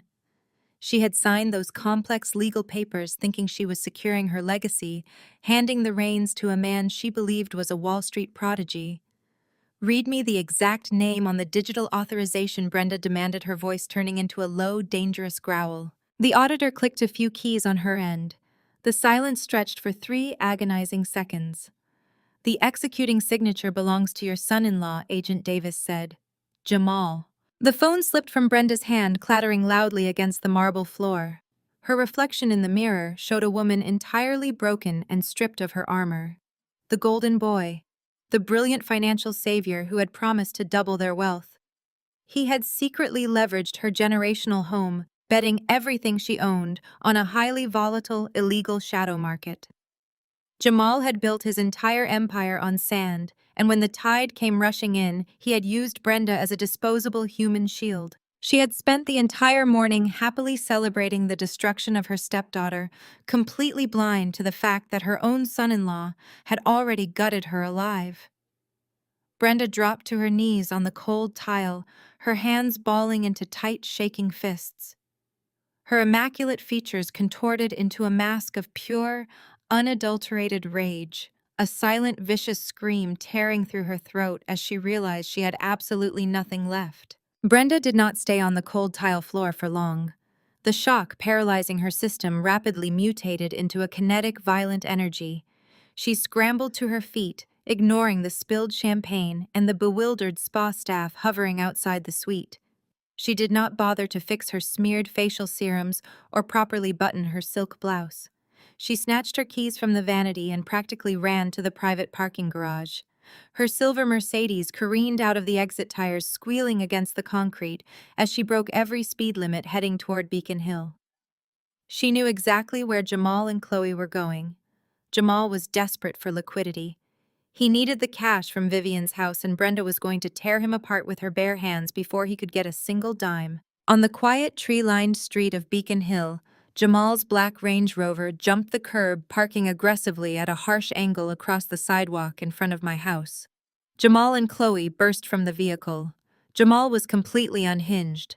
He was sweating profusely, his custom-tailored shirt soaked and wrinkled. He barked frantic instructions at Chloe, ordering her to get the locks changed the second they dragged me out to hire private security to guard the perimeter and to list the property on the shadow market within the hour. Chloe marched right beside him, clutching her designer handbag tightly against her chest. Inside that bag sat the forged insurance waiver she believed gave her total dominion over my property. Her face was tight with a mixture of arrogant entitlement and mounting infectious panic. They stomped up the stone pathway, ready to execute their hostile, desperate takeover. Before Jamal's foot could even strike the first step of my front porch, the deafening roar of a high-performance engine tore through the peaceful neighborhood. Brenda's Mercedes swung around the corner at a reckless speed, hopping the curb and slamming violently on the brakes.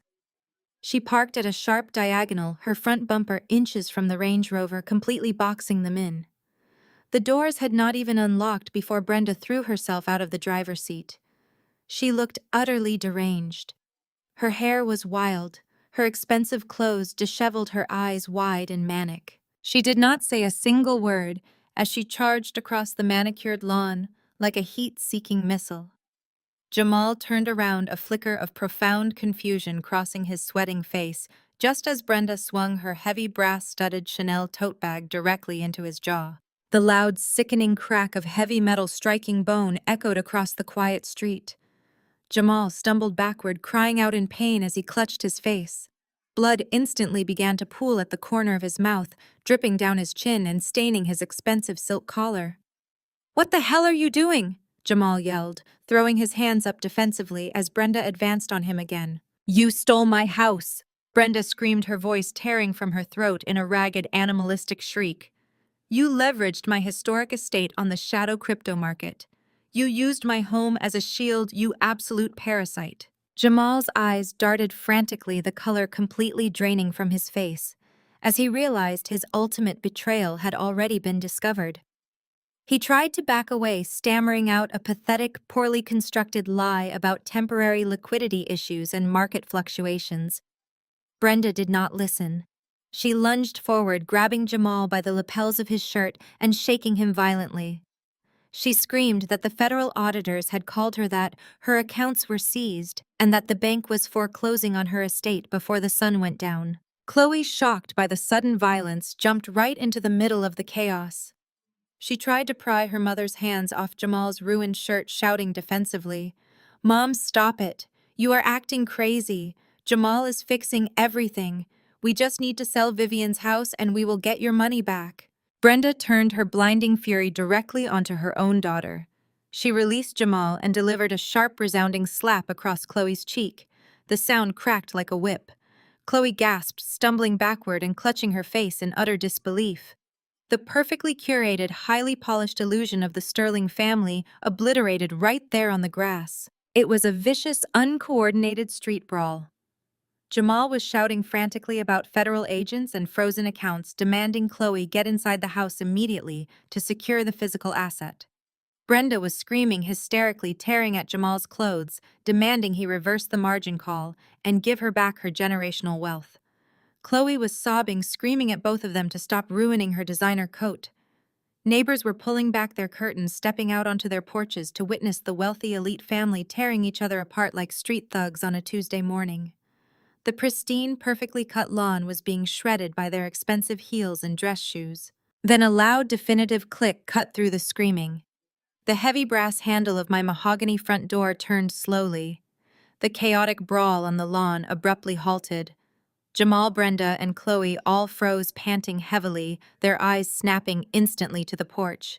They expected to see the victim they had spent weeks engineering. They expected to see the shattered, weeping widow they had broken just yesterday morning. They expected red-rimmed eyes, trembling hands, and a pathetic surrender. Instead, the heavy door swung wide open to reveal a complete and total metamorphosis. I stepped over the threshold and into the morning light. I was not wearing sweatpants or an oversized sweater. I was wearing a razor-sharp, custom-tailored charcoal power suit. My posture was absolute unyielding iron. My hair was pulled back into a severe, flawless style.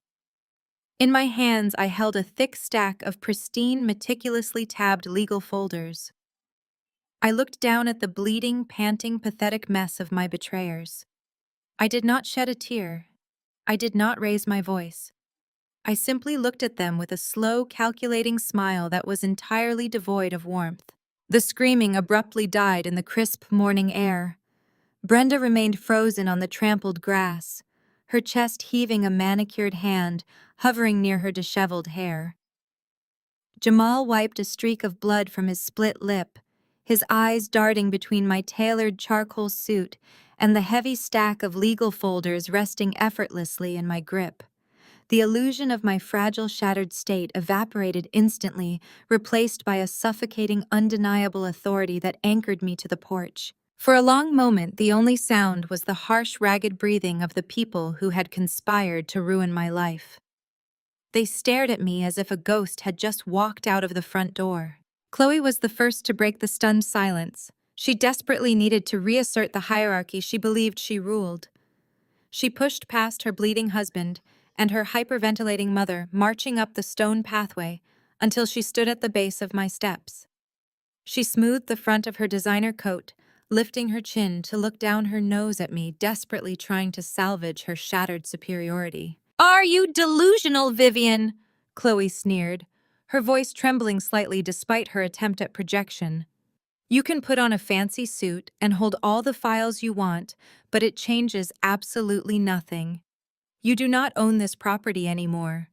You signed away your rights to the estate, and you signed away David's life insurance. Give me the keys right now, or I will call the police and have you dragged out of my house for trespassing." She reached into her expensive leather handbag with dramatic flair. She pulled out the thick, cream-colored document she had snatched from my kitchen counter just yesterday. She waved the paper aggressively in the air, brandishing it like a weapon.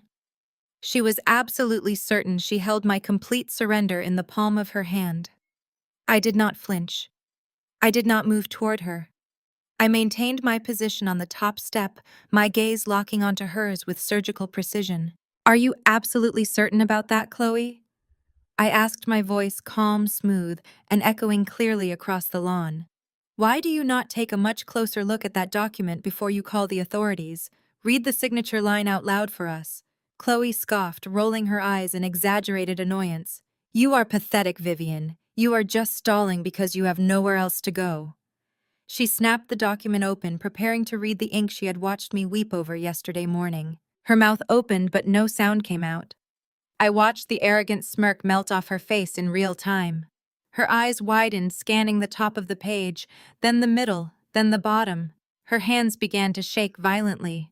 She flipped the page over, checking the back. She frantically rubbed her thumb across the thick parchment, desperately searching for the text that was supposed to secure her future. "What is this?" Chloe gasped, her voice dropping to a panicked whisper. "Where is the ink? Where is your signature?" The heavy cream-colored paper was entirely blank. Every single word of the airtight legal waiver, the predatory clauses, and my tear-stained signature had vanished completely, leaving nothing but empty space. Jamal pushed himself off the grass, stumbling forward to snatch the paper from his wife's trembling hands. He stared at the blank sheet, his bleeding lip parting in total disbelief. He flipped it over, holding it up to the morning sunlight, as if hoping a hidden watermark would magically appear. "Did you really think I would hand over my husband's legacy because you threw a tantrum in my kitchen?" I asked, taking one slow, deliberate step down the porch stairs. My voice was a blade slicing through the morning chill. "Did you honestly believe I was that weak?" "What did you do?"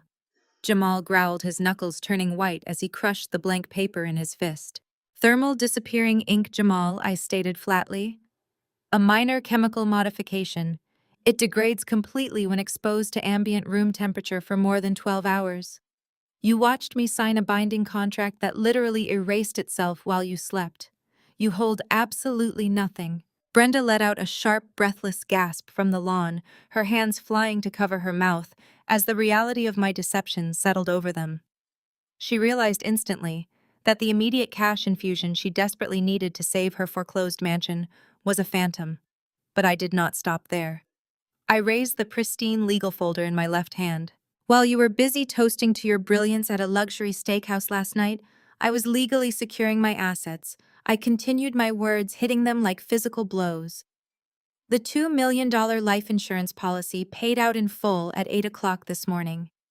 I already routed the entire balance directly into an untouchable, highly encrypted blind trust. You cannot access it. You cannot freeze it. You cannot lay a single finger on a dime of David's money." Chloe staggered backward, bumping into the side of the Range Rover. "No," she whimpered, her eyes darting frantically toward Jamal. "Jamal, she is lying. Tell me she is lying. We need that money today.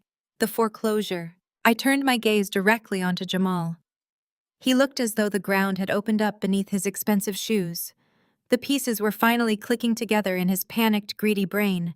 The timing of the financial freeze, the failure of the Cayman Islands transfer, the federal lockdown hitting exactly at midnight. "You," Jamal breathed, his voice vibrating with a terrifying, absolute realization. "You were the auditor. You breached the Vanguard system. You locked my accounts. You orchestrated the murder of my husband for a payout that does not even exist anymore," I replied, my voice dropping to a freezing, absolute register. "And I made absolutely certain that the federal government traced every single fraudulent wire transfer right back to your personal IP address. You are completely bankrupt, Jamal. You have zero liquidity, zero assets, and zero leverage. You are going to federal prison, and you are going to die there." The silence that followed was heavy, suffocating, and absolute. The crushing reality of his total destruction hit Jamal all at once. He was a man who had controlled everyone and everything around him through intimidation and wealth. Now he was stripped entirely bare, outsmarted and cornered by the woman he had treated as collateral damage. Something primal and vicious snapped inside him. The last remaining shred of his corporate composure vanished entirely. His face twisted into a mask of pure homicidal rage. A guttural, animalistic roar tore from his throat as he lunged forward. He shoved Chloe violently out of the way, sending her crashing onto the concrete driveway. He charged up the stone steps, his boots pounding against the masonry, closing the distance between us.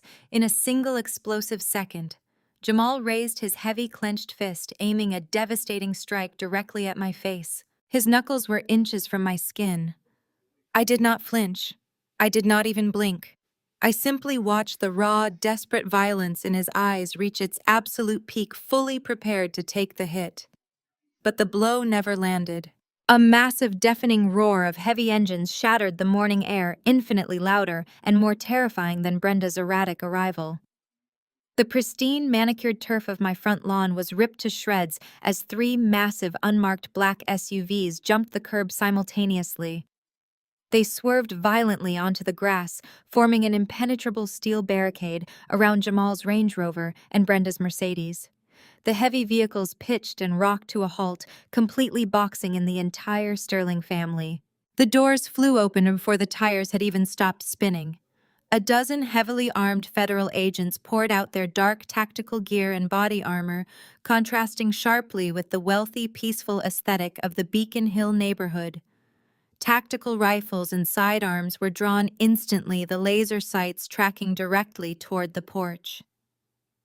Federal agents. Get on the ground right now. Show me your hands. Drop to the ground. The overlapping, booming shouts hit like physical blows. Jamal froze completely, his fist hovering uselessly in the air. The blind, homicidal rage draining from his face was instantly replaced by a paralyzing primal terror. Chloe let out a piercing, hysterical shriek, scrambling backward until her spine hit the brick facade of the house, sliding down until she was huddled on the porch. Brenda simply collapsed onto her knees in the ruined grass, throwing her hands over her head as if the sky were falling. Do it now. Before Jamal could even twitch to comply, two agents took the stone steps in a single bound. They grabbed him by the shoulders of his ruined, sweat-soaked custom shirt, spinning him around with brutal efficiency. Jamal was launched backward. His chest slammed violently against the hood of his own Range Rover. The heavy metallic thud echoed down the street. The agents wrenched his arms behind his back, the sharp ratcheting sound of steel handcuffs locking securely around his wrists, cutting through the morning air. Wait! Wait, you do not understand! Jamal screamed, his voice cracking into a pathetic, high-pitched whine as his cheek was mashed against the cold metal of the car hood. This is a massive mistake. You have the wrong man. I did not steal anything. The lead agent, a tall man with a severe, uncompromising expression, stepped forward, his hand resting on his tactical belt. Jamal Sterling. You are under arrest for federal wire fraud, grand larceny, and the unauthorized transfer of $5 million across international borders. You have the right to remain silent. I highly suggest you start using it. No, listen to me, Jamal begged, thrashing weakly against the crushing grip of the agents pinning him down. It was David. It was David's money. He was the one moving funds into the shadow market. He was bleeding his own clients dry. He set up the Cayman accounts to hide his assets from the firm. I was just trying to fix his mess. I was conducting an internal audit, and I was trying to recover the $5 million he stole before he died. He is the criminal, not me. He orchestrated the entire thing. He was desperately throwing a dead man under the bus. He was frantically attempting to pin his massive, sloppy crypto fraud onto my deceased husband, banking entirely on the fact that dead men cannot testify to defend themselves. Chloe nodded frantically from her spot against the wall, her tears ruining her expensive makeup, leaving dark streaks down her pale cheeks. He is telling the truth, Chloe sobbed, pointing a shaking manicured finger at me. David was a thief. Jamal was just trying to protect our family from her husband's illegal activity. She is the one you should be arresting. She is holding all the money in a blind trust. I stood on the top step, observing the pathetic, desperate spectacle playing out on my front lawn. The neighbors had fully stepped out of their houses now, a captivated audience watching the spectacular downfall of the Sterling Empire from their sidewalks and porches. I slowly lowered the pristine legal folders to my side. I reached into the pocket of my tailored suit jacket and extracted my smartphone. I tapped the screen once, waking it up.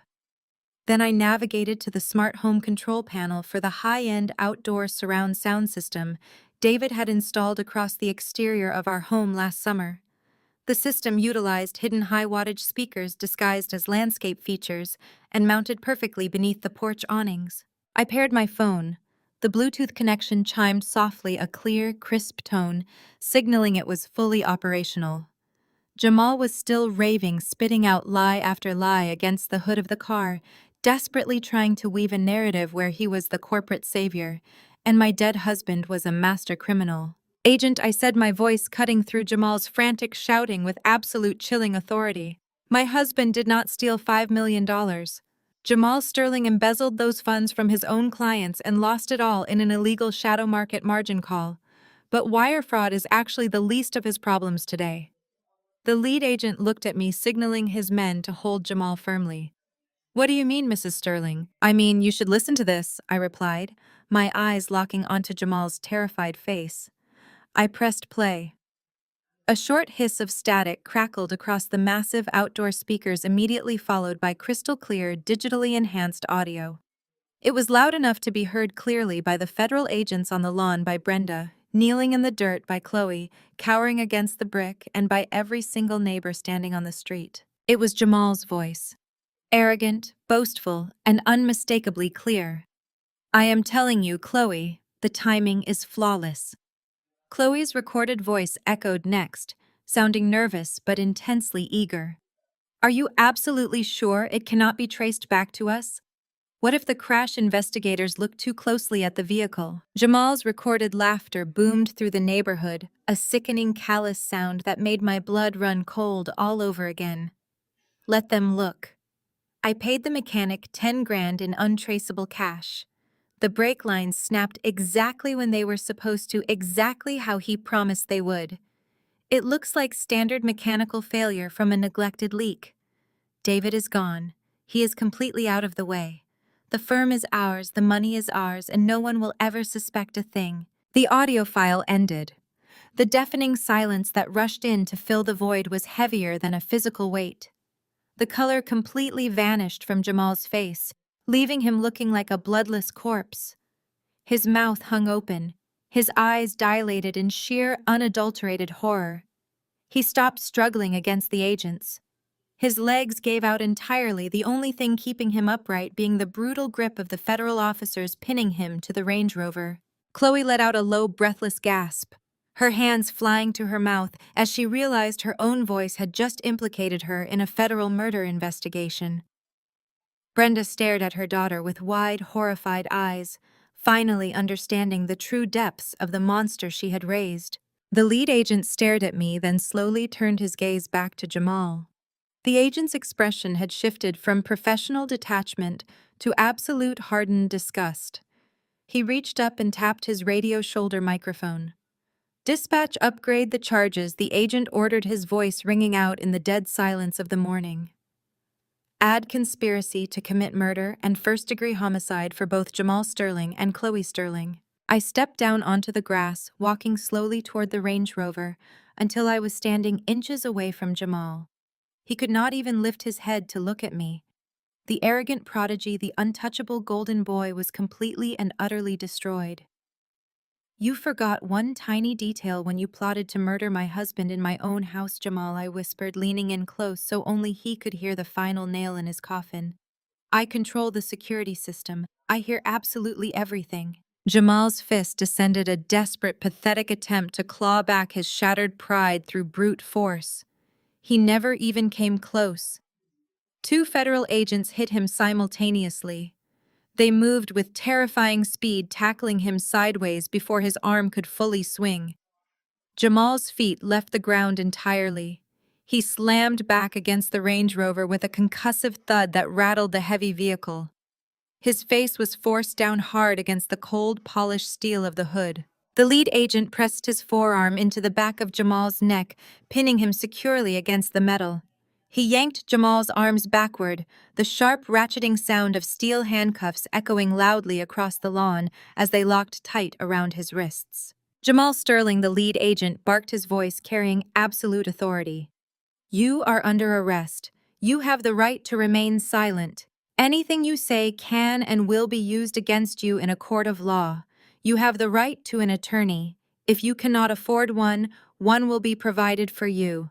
Furthermore, pursuant to the audio evidence just presented and our ongoing federal wiretap investigation, I am officially adding conspiracy to commit murder and first-degree homicide to your charges. The color completely drained from Chloe's face, leaving her skin an ashen, sickly gray. Brenda stood frozen on the lawn, her mouth hanging open in silent terror. The full weight of the charges finally registered in their panicked minds. First-degree homicide. This was not a financial penalty. This was a life sentence. Chloe broke first. The polished, arrogant facade she had worn like armor her entire life shattered into a million pathetic pieces. She let out a guttural, terrifying wail and threw herself forward. She crawled across the ruined grass and threw her arms around my legs, her manicured hands gripping my ankles with bruising force. "Vivian, please!" Chloe sobbed hysterically, her tears soaking the hem of my tailored trousers. "Please, you have to tell them I had nothing to do with this. I did not know about the breaks. I did not know he was going to kill David. It was all him. And the insurance money, I swear I did not want to take it." She twisted her head around her tear-streaked face, contorting with a desperate, treacherous survival instinct as she pointed a shaking finger directly at her own mother. "Mom made me do it!" Chloe screamed, her voice cracking loudly. "She forced me. She said we were broke and she needed the $2 million to save her estate. She orchestrated the insurance fraud. She is the one who wanted David's money. Arrest her! Arrest my mother!" Brenda's eyes widened in sheer, unadulterated shock. The ultimate betrayal coming from her own flesh and blood severed the last frayed thread of her sanity. With a vicious, animalistic shriek, Brenda lunged forward. She swung her arm with brutal momentum, striking Chloe across the face with a sickening smack that silenced her screaming instantly. "Shut your treacherous mouth!" Brenda roared, her face twisted into a mask of absolute hatred. "I gave you everything, you spoiled, useless brat!" Two federal agents immediately swarmed Brenda, grabbing her arms and forcing her roughly to the ground.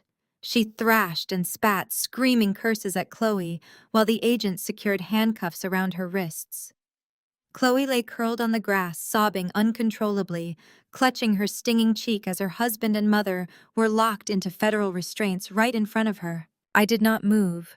I did not flinch. I looked down at the pathetic weeping woman clinging to my shoes. I reached into the inner pocket of my charcoal jacket. My fingers brushed against a crisp piece of paper I had kept specifically for this exact moment. I pulled it out. It was a single, flawless $100 bill. The exact same bill Brenda had thrown at me across a restaurant table when she thought I was nothing more than a defeated, penniless widow. I flicked my wrist. The crisp bill fluttered through the cool morning air, landing gently directly onto Chloe's lap. "Buy some groceries," I said, my voice cold, calm, and utterly devoid of mercy. "Stop embarrassing me." Chloe stared at the money, a fresh wave of humiliated sobs tearing through her chest. The federal agents hauled Jamal and Brenda to their feet, dragging them toward the waiting black SUVs.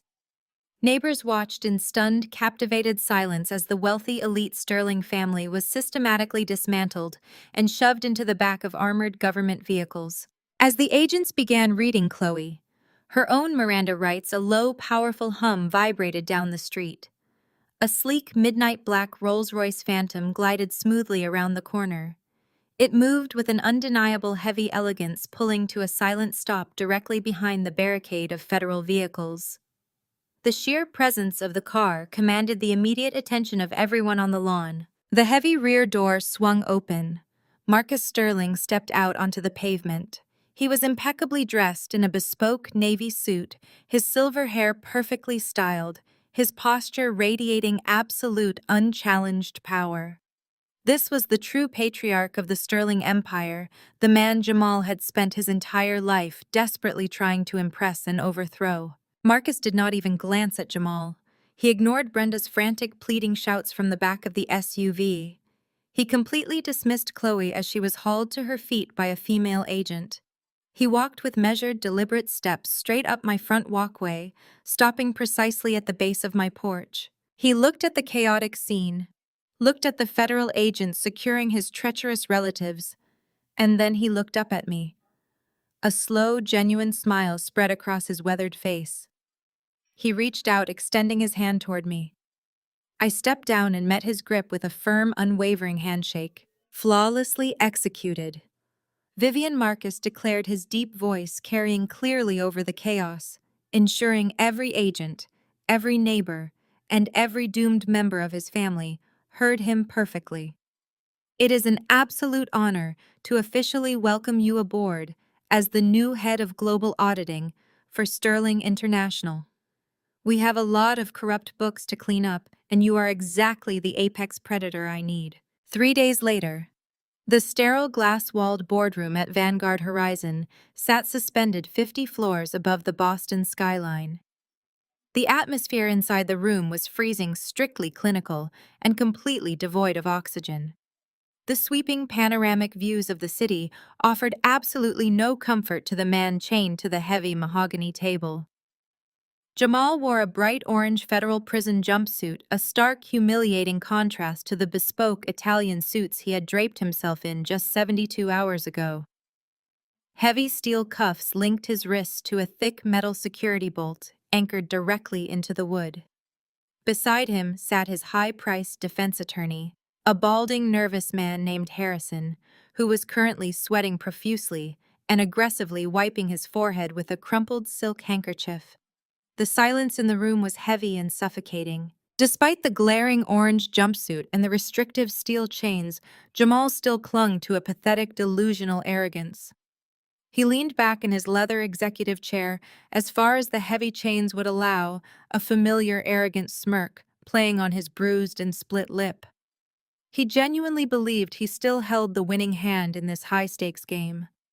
He had spent the last 3 days sitting in a concrete federal holding cell, meticulously calculating his leverage and planning his ultimate exit strategy. He knew exactly how the justice system worked for wealthy men. He fully planned to offer the federal prosecutors a highly lucrative list of offshore shell companies and elite international money laundering contacts in exchange for a drastically reduced sentence. 5 years in a minimum security white-collar resort facility. That was his absolute maximum acceptable penalty.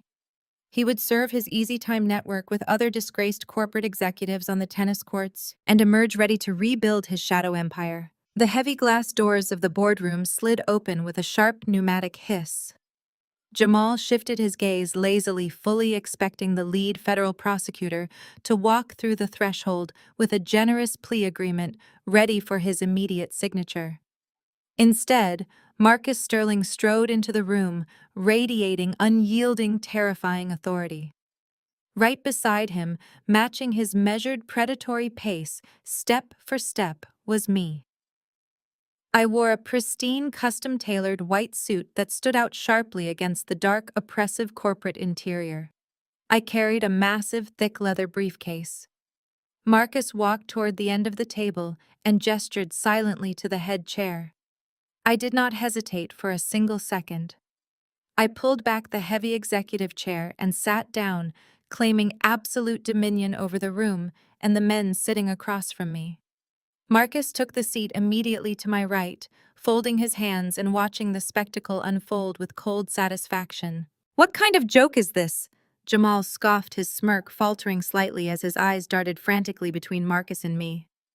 "Where is the federal prosecutor? I am not negotiating my criminal plea deal with my disgraced father-in-law and a vindictive widow. Call the prosecutor right now, Harrison. Tell them I am ready to hand over the Cayman Island contacts for a guaranteed 5-year maximum sentence, or I walk away from the table entirely. They need what I have." Harrison opened his mouth to speak, his hands shaking slightly, but I raised a single finger, silencing the sweating attorney instantly. "You are fundamentally misunderstanding your current position, Jamal," I stated, my voice echoing coldly and sharply off the glass walls. "There is no federal prosecutor coming through that door to save you. There is absolutely no negotiation happening at this table today, and you have absolutely nothing of value left to offer anyone in this building." I unlatched my leather briefcase with 2 loud, decisive clicks. I reached inside and withdrew a massive, heavily bound document. It was a 500-page, meticulously detailed, flawlessly constructed forensic audit bound in thick black leather. Every single page represented a nail in his coffin. I lifted the heavy stack of paper and dropped it directly onto the center of the polished mahogany table. The impact sounded exactly like a gunshot, echoing in the enclosed space. I compiled this comprehensive audit over the last 72 hours. I continued leaning forward and locking my eyes onto his terrified face. I did not just track down the $5 million you stole from David. That was complete child's play. That was simply the loose thread I needed to pull to unravel the entirety of your fraudulent existence. I went much deeper. I bypassed your pathetic proxy servers, I cracked your encrypted shadow ledgers, and I aggressively traced every single financial transaction you have executed since you manipulated your way into Vanguard Horizon. Jamal stared at the massive paper audit, a single bead of cold sweat rolling down his temple. His arrogant smirk completely vanished, replaced by a mask of dawning absolute horror. He pulled instinctively against his steel handcuffs, the chains rattling loudly against the heavy table. The sharp clinking of his steel restraints echoed in the quiet room as his hands began to tremble violently. The realization of his total destruction was absolute. You did not just embezzle from your own elite clients to fund a volatile crypto margin loan, I said, my voice dropping to a dangerous freezing register that left no room for debate. You have been running a secondary, massive, highly illegal Ponzi scheme through Vanguard Horizon for an entire decade. You created fictitious hedge funds, you falsified quarterly returns, and you used new investor capital to pay off early stakeholders while systematically skimming tens of millions of dollars into untraceable offshore accounts. You defrauded hundreds of clients, Jamal. You stole directly from federal pension funds. Harrison stopped wiping his forehead. He dropped his silk handkerchief onto the floor. He stared at his client in absolute paralyzing terror, fully realizing the catastrophic magnitude of the crimes he was now sitting adjacent to. Jamal opened his mouth to defend himself, to spin another desperate lie, but his voice completely failed him. He gasped for air, his chest heaving as the walls of the glass boardroom seemed to close in around him rapidly. The federal prosecutor already has a verified digital copy of this entire audit, I stated smoothly, leaning back in my leather chair and folding my hands. They do not need your offshore contacts to build their case, Jamal, because I already gave them the account numbers, the routing codes, and the proxy identities. Your proposed 5-year plea deal is gone. It does not exist. Given the new evidence I just submitted to the director, the Department of Justice is upgrading your charges across the board. You are not going to a minimum security resort. You are facing a mandatory, non-negotiable sentence of life in federal prison. Jamal's breath hitched violently in his throat. He stared at the thick black leather binder sitting in the center of the table as if it were a live, ticking explosive. His chest rose and fell in rapid, erratic jerks. The illusion of his elite corporate armor had completely evaporated, leaving behind a terrified, cornered animal. I did not give him a single second to recover his breath or formulate a new lie. I reached forward and flipped open the heavy cover of the audit. Page 1. Jamal, I said, my voice slicing through the sterile silence of the room. Let us discuss the immediate financial restitution. The federal government does not simply lock you in a cage and walk away. They are legally mandated to make your victims whole.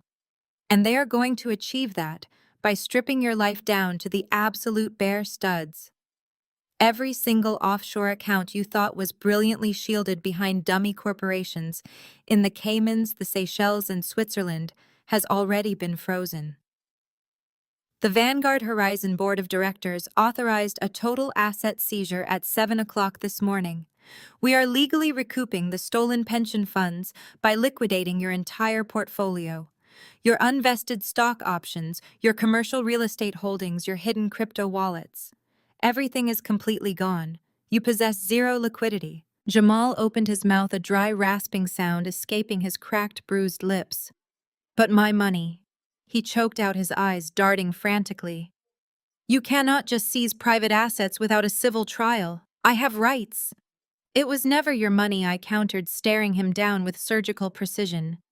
It was stolen capital, and the recovery process extends far beyond your personal banking accounts. I slid a sleek manila folder across the polished mahogany. It glided smoothly, coming to a stop right against his shackled wrists. Open it, Harrison, I commanded, not shifting my gaze from Jamal. Harrison, his hands visibly trembling, reached out and opened the folder. He reviewed the top sheets, his face turning an alarming, sickly shade of pale as his eyes scanned the official letterhead. These are federal asset forfeiture warrants, I stated smoothly, leaning back in my chair. Signed by a federal judge less than an hour ago. At this exact moment, United States Marshals are standing inside your primary residence. They are officially confiscating Chloe's Range Rover from the driveway. They are cataloging and seizing her diamond rings, her Cartier watches, and her entire collection of imported Birkin bags. The designer wardrobe she treasures more than human life is currently being shoved into cardboard evidence boxes. Your bank accounts are drained, and your wife is being stripped of the fraudulent lifestyle you built for her. Jamal lunged forward, the heavy steel chains snapping taut against the table with a violent crash. "Leave Chloe out of this!" he roared, his voice cracking with desperate panic. She did not know about the hedge funds. She does not understand the corporate accounts. She is an accessory to a $5 million insurance fraud and a willing conspirator in a murder plot. Jamal, I replied, my tone dropping to a freezing, absolute calm. She will be extraordinarily lucky to keep the clothes on her back when the Department of Justice is finished with her. But the absolute best part of this aggressive asset retrieval strategy involves your mother-in-law. I turned a page in the audit, the crisp paper cutting through the heavy air. Brenda thought she was being incredibly clever when she helped you secure those massive fraudulent commercial loans 3 years ago. I continued detailing his destruction piece by piece. She knowingly signed sworn character witness documents and falsely inflated her own asset declarations to help you pass the federal underwriting scrutiny. She lied on federal banking documents to facilitate your Ponzi scheme. That makes her legally and financially culpable. She guaranteed your fraudulent debt with her own estate. The federal government is officially foreclosing on her mansion today. Brenda is completely liquidated. She has zero equity, zero property, and zero cash. She will be standing on the curb with a trash bag of her belongings by sunset. The room fell dead silent again, save for the frantic, ragged breathing of the ruined man chained to the table. Marcus Sterling sat quietly beside me, a look of profound, terrifying satisfaction etched across his features as he watched the systematic dismantling of his treacherous son-in-law. Harrison, the high-priced defense attorney, finally moved. He picked up the massive forensic audit. He flipped past the executive summary and began reading the raw data. He looked at the meticulously tracked bank routing numbers, the exposed IP addresses, the signed fraudulent affidavits, and the incontrovertible digital footprints mapping out a decade of staggering financial crimes. The lawyer's sweating, anxious face hardened into a mask of cold professional survival. He realized instantly that this was not a defensible case. It was a professional suicide mission. There were no loopholes, no legal gray areas, and no procedural errors to exploit. The paper trail was absolute, flawless, and devastating. Harrison slowly closed the thick black binder. He meticulously stacked his own legal pads, aligning the edges perfectly. He placed his gold fountain pen into his breast pocket and reached for his expensive leather briefcase. He dropped his files inside and snapped the brass locks shut. The sharp clicks echoed like a judge's gavel, finalizing a sentence. Jamal looked up at him, wild, unadulterated panic flashing in his bloodshot eyes. "Harrison, what are you doing?" Jamal demanded, pulling against his chains. "Tell them this is a violation of my due process. File a federal injunction. Call the judge right now." Harrison stood up, pushing his chair in. He looked down at his client with absolute, unfiltered, professional disgust. "You told me this was a simple misunderstanding over an aggressive margin call," Jamal Harrison said, his voice completely devoid of sympathy or warmth. "You looked me in the eye and lied to me. You deliberately hid a decade-long federal Ponzi scheme and an active murder conspiracy. You are a radioactive liability, and this case is completely unwinnable.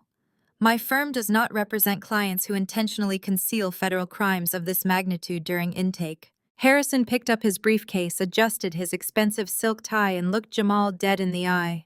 "You are officially on your own." Harrison turned on his heel and walked straight out of the glass boardroom. The heavy doors hissed shut behind him, sealing the room. Jamal Sterling sat entirely defenseless, chained to the heavy mahogany table, utterly abandoned and completely destroyed. The heavy glass doors hissed shut behind Harrison, sealing the boardroom in a vacuum of absolute suffocating silence. Jamal stared at the empty space where his high-priced salvation had just evaporated. The crushing reality of his total isolation finally fractured his mind. He snapped. He strained violently against the thick steel cuffs, the heavy chains biting deep into his wrists, as he lunged across the mahogany table toward me. His handsome face contorted into an ugly, desperate mask of pure venom. He spat vicious insults, his voice echoing sharply off the sterile glass walls. "You think you won?" Jamal screamed, his chest heaving with erratic, panicked breaths.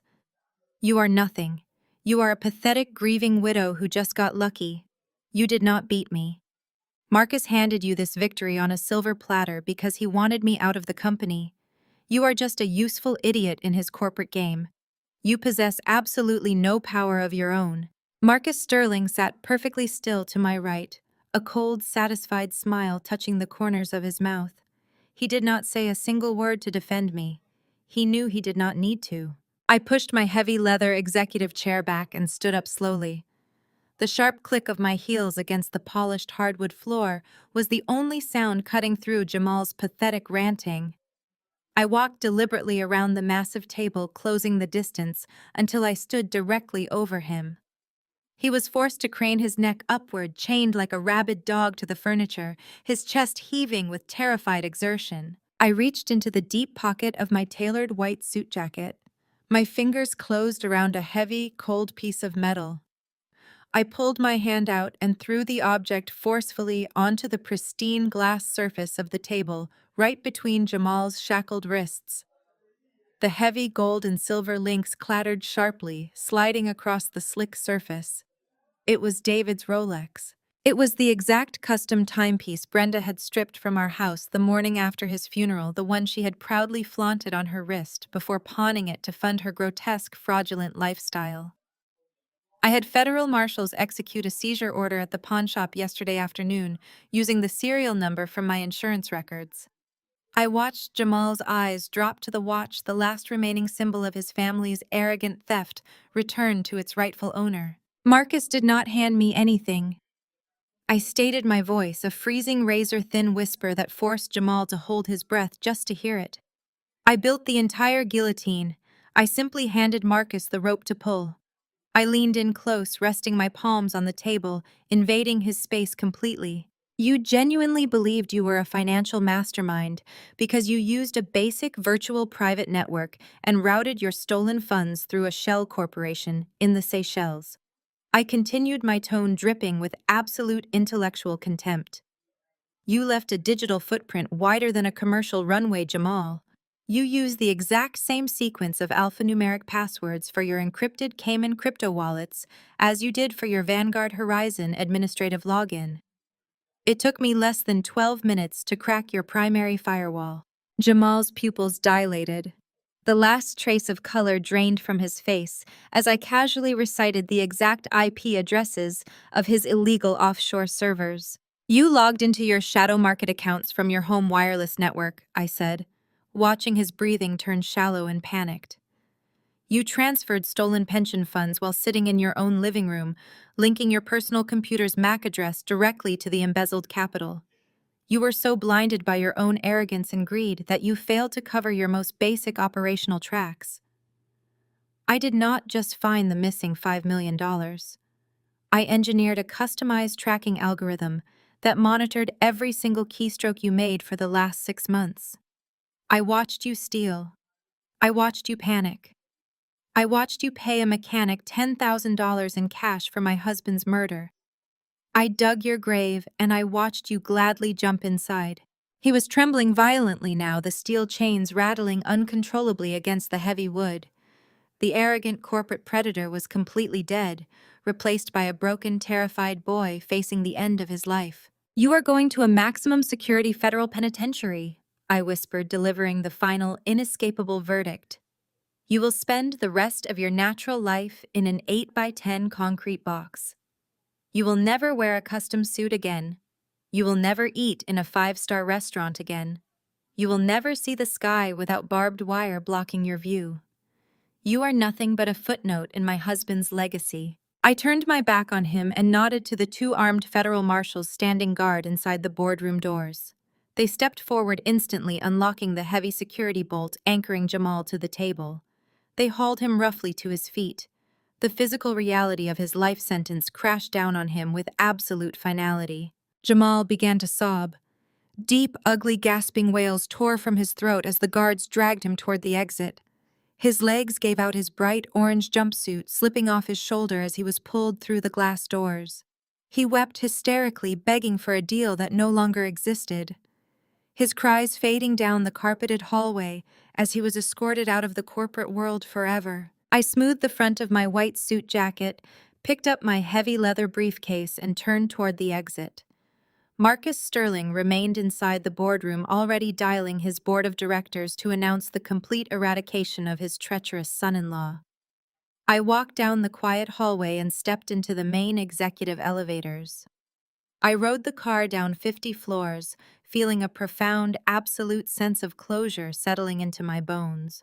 The elevator chimed, and the polished steel doors slid open, revealing the massive marble-floored lobby of Vanguard Horizon.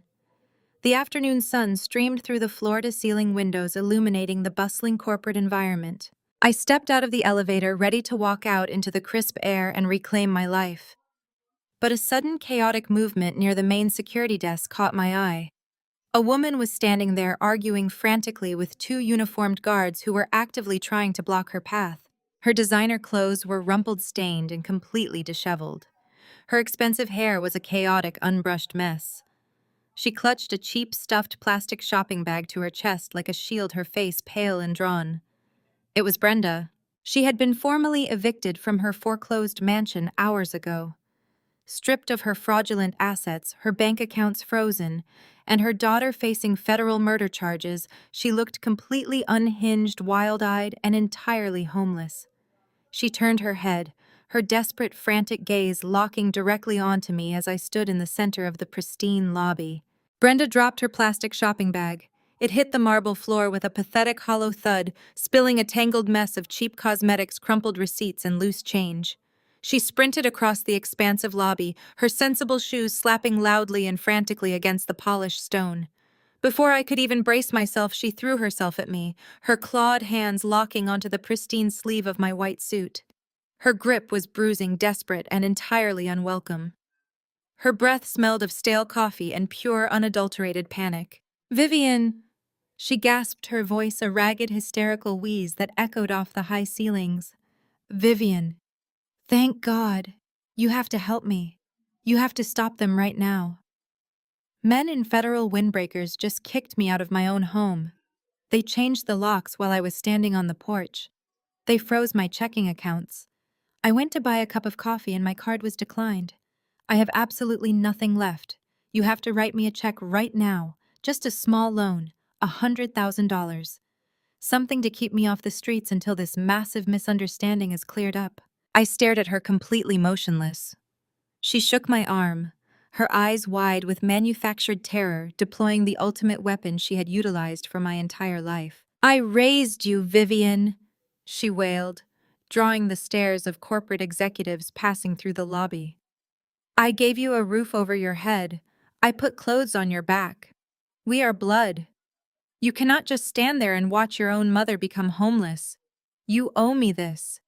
You owe your family some loyalty." Jamal made a mistake, but we are innocent victims in all of this. I looked down at her hands gripping my sleeve. I did not flinch. I did not raise my voice. I simply reached over and peeled her fingers off my jacket one by one with the clinical, unfeeling detachment of someone removing a blood-sucking leech. I let her hands drop uselessly to her sides and stepped back, creating an impenetrable wall of ice between us. "I owe you absolutely nothing," I stated, my voice ringing out with crystal clarity across the quiet marble floor. The word family implies a bond built on fundamental trust and mutual protection. You destroyed any claim to that word exactly 14 years ago. Do you remember what happened the summer I turned 18, Brenda? Because I remember every single detail with flawless photographic clarity. Brenda blinked, her frantic sobbing stalling as confusion washed over her face. She tried to reach for me again, but my freezing glare pinned her feet to the floor. I had worked 3 miserable, back-breaking jobs during high school. I continued stepping closer and forcing her to meet my eyes. I scrubbed floors in diners, I washed dishes until my hands bled, and I systematically saved $22,000 to pay for my freshman year of college. I kept it in a joint savings account because I was a minor and I foolishly trusted my own mother to protect my future. And then August arrived. I went to the bank to withdraw my tuition money, and the teller told me the balance was zero. Brenda swallowed hard, the blood rushing completely out of her cheeks. She knew exactly what I was about to say. Her eyes darted toward the exit, searching for an escape route that did not exist. "You drained my entire college fund," I said, my words dropping like heavy anvils in the quiet lobby. "You stole $22,000 of my hard-earned money so you could throw Chloe an extravagant, lavish Sweet 16 party at the country club. You bought her a brand new convertible car, hired a professional event planner, and commissioned a ridiculous ice sculpture, all while I was forced to drop out of my dream university and take out predatory loans just to survive. You looked me in the eye back then and told me Chloe needed the social exposure more than I needed an education. You told me I was strong enough to figure it out on my own." I paused, letting the crushing weight of her historical betrayal suffocate her. "Well, I figured it out," I said smoothly. "You did not make a mistake, Brenda. You made a highly calculated investment in your golden child. You enabled Chloe's toxic vanity, and you funded Jamal's catastrophic greed. You gladly signed those fraudulent federal loan documents because you wanted the prestige of a wealthy son-in-law. Your own toxic narcissism and your blind, pathetic favoritism dug this exact grave. You built a criminal house of cards, and now it has collapsed directly on top of you. I am not writing you a check. I am not offering you a lifeline. I am formally and legally severing every single tie that binds us. I do not have a mother, and you no longer have a safety net." Before Brenda could formulate a pathetic response, the heavy revolving doors of the Vanguard Horizon lobby spun open violently. A blast of damp, freezing wind swept into the building, bringing with it a drenched, hysterical figure. It was Chloe. She was completely unrecognizable. Her expensive designer makeup was smeared down her cheeks in dark, muddy streaks. She wore a stained, ripped cashmere sweater and clutched a single crushed Louis Vuitton handbag to her chest. The federal marshals had clearly been less than gentle when they dragged her out of the multi-million-dollar estate. She looked frantic, cornered, and highly volatile. Chloe stumbled into the lobby, her eyes darting wildly until they locked onto Brenda. But she did not run to her mother for comfort. She did not even look at me. She marched straight up to Brenda, her face contorted in a mask of pure, vicious rage. "This is your fault," Chloe screamed, her voice cracking shrilly as she shoved her mother hard in the chest.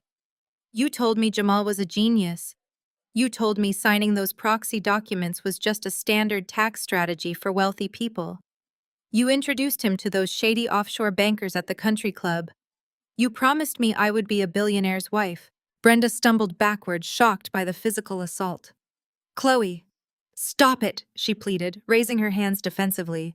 "We have to stick together. Your sister is being cruel. She will not help us." My sister, Chloe, shrieked, taking another aggressive step forward, her eyes wide and manic. "You ruined my life. The federal agents literally pulled my engagement ring off my finger. They impounded my cars. They told me I am facing federal conspiracy and wire fraud charges because of the corporate paperwork you made me sign. You set me up to take the fall for your Ponzi scheme. You knew he was stealing money." The screaming match escalated instantly into a violent physical brawl. Chloe dropped her crushed handbag and lunged at Brenda, grabbing handfuls of her mother's salon-styled hair. Brenda shrieked, slapping and clawing wildly at Chloe's face. The two women, stripped of their stolen wealth and their superficial dignity, tore into each other like feral animals, right in the middle of the corporate lobby. They knocked over a heavy brass stanchion, their screams echoing off the marble walls as they tumbled to the floor in a tangled mess of thrashing limbs and torn designer fabric. Two massive Vanguard Horizon security guards sprinted across the marble floor. They did not hesitate or offer any warnings. They grabbed Chloe and Brenda by their arms, hauling them apart roughly. The women continued to kick and spit at each other, screaming vicious, unforgivable insults as the guards dragged them backward toward the exit. I stood perfectly still, my hands resting comfortably in my pockets. I watched with absolute detachment as the security team shoved my mother and my sister aggressively through the revolving doors.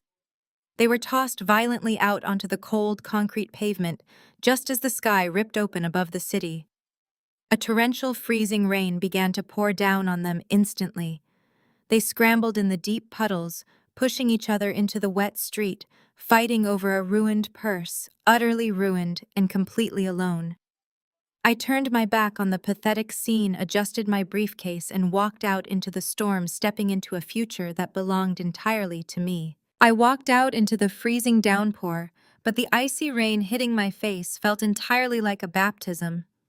I climbed into the driver's seat of my car, the heavy leather door shutting out the chaotic, pathetic screams of the two women tearing each other to pieces on the wet concrete. I started the engine, the low hum of the motor a soothing contrast to the madness I had just orchestrated and executed. The drive back to the suburbs was slow, methodical, and profoundly peaceful. The rhythmic swish of the windshield wipers cleared the heavy rain, washing away the last lingering shadows of Jamal, Brenda, and Chloe. I watched the city skyline fade in the rearview mirror, leaving Vanguard Horizon and the smoking crater of their shattered lives far behind me. For the first time in nearly a year, my chest did not feel tight with anxiety or burning with the need for retribution. The relentless, exhausting fire that had kept me awake for hundreds of consecutive nights had finally been extinguished. I turned onto my quiet, tree-lined street, the familiar glow of the street lamps cutting through the evening storm. I pulled into my driveway and killed the engine. I sat in the quiet cabin of the car for a long moment, simply staring at the beautiful, sprawling house standing resolute against the weather. This was my sanctuary. It was entirely mine. The crushing mortgage that Jamal had manipulated, the fraudulent liens Brenda had attempted to weaponize, the constant suffocating threat of foreclosure they had dangled over my head like a guillotine, it was all completely gone. The property was fully legally paid off. The title was secured in an ironclad trust, shielded behind layers of federal protection that no greedy relative or corrupt executive could ever pierce. I walked up the front steps, unlocked the heavy oak door, and stepped inside. The security system beeped a quiet, reassuring acknowledgement of my arrival. I punched in my private code, sealing the house tight against the outside world. The silence inside was not heavy or oppressive. It was a warm, golden silence. It was the sound of absolute, untouchable safety. I kicked off my damp shoes and walked barefoot across the polished hardwood floor, my gaze drifting naturally toward the main living room. The space was immaculate, perfectly restored to the exact condition David and I had always kept it. The dark mahogany furniture gleamed, and the soft amber light from the table lamps cast long, peaceful shadows across the room. But as I stood in the center of the room, my eyes locked onto a single, glaring imperfection on the far wall. It was a large, silver-framed photograph of David and me on our wedding day. We were laughing on a beach, the wind catching my veil, his strong arms wrapped securely around my waist. The frame was hanging slightly crooked. It had been tilted exactly like that since the morning Brenda and Chloe had invaded my home, like scavenging vultures, tearing through my personal belongings and looting my husband's valuables while his body was barely cold. In their frantic, greedy rush to steal everything, not bolted down, one of them had knocked into the wall, knocking the picture out of alignment. I had refused to fix it. I had deliberately left it hanging off-center for months as a daily visual reminder of their treachery. It was the jagged edge that kept my rage razor-sharp, the visual cue that fueled my meticulous, calculated revenge. But tonight, that rage was no longer necessary. The fuel had been entirely consumed. I walked slowly across the room, stopping directly in front of the photograph. I reached out my fingertips, brushing the cool silver edge of the frame. With one gentle, deliberate motion, I adjusted the picture. It slid perfectly into place, aligning flawlessly against the patterned wallpaper. The symmetry was completely restored. I rested my hand flat against the glass right over David's smiling face. The glass felt cool beneath my palm. "We did it," I whispered into the quiet, empty room, my voice steady and completely clear. "Your name is entirely cleared. Your legacy is protected and secure. The parasites who tried to erase you have been completely eradicated. They are rotting in federal holding cells stripped of their stolen money, their unearned dignity, and their freedom. I finished the fight, David. You can finally rest." "You." I dropped my hand, taking one last look at the perfectly straight frame, feeling a profound, sweeping sense of finality wash over me. I turned toward the large television mounted above the fireplace mantel. I picked up the sleek black remote from the coffee table and clicked the power button. The screen flared to life, immediately tuning into the primary evening news broadcast. The serious, grim face of the lead anchor filled the screen, framed by a glaring, flashing red graphic that read, "Vanguard Horizon Federal Raid." The anchor looked directly into the camera, her tone dripping with intense journalistic urgency. "Good evening," she announced, her voice filling my quiet living room. "We begin tonight with massive breaking news out of the financial district. A highly coordinated multi-agency federal raid was executed this afternoon at the corporate headquarters of Vanguard Horizon. Federal prosecutors have unsealed a sweeping 500-page indictment detailing a staggering decade-long Ponzi scheme that defrauded investors of tens of millions of dollars. The secondary charges include severe allegations of insurance fraud, embezzlement from federal pension funds, and a suspected conspiracy to commit murder for hire. The broadcast cut to aerial helicopter footage showing dozens of armed federal agents swarming the glass skyscraper I had just exited hours ago. The mastermind behind the massive financial fraud, high-ranking executive Jamal Sterling, was taken into federal custody earlier today. The anchor continued seamlessly as the footage shifted to a frantic scene outside the building.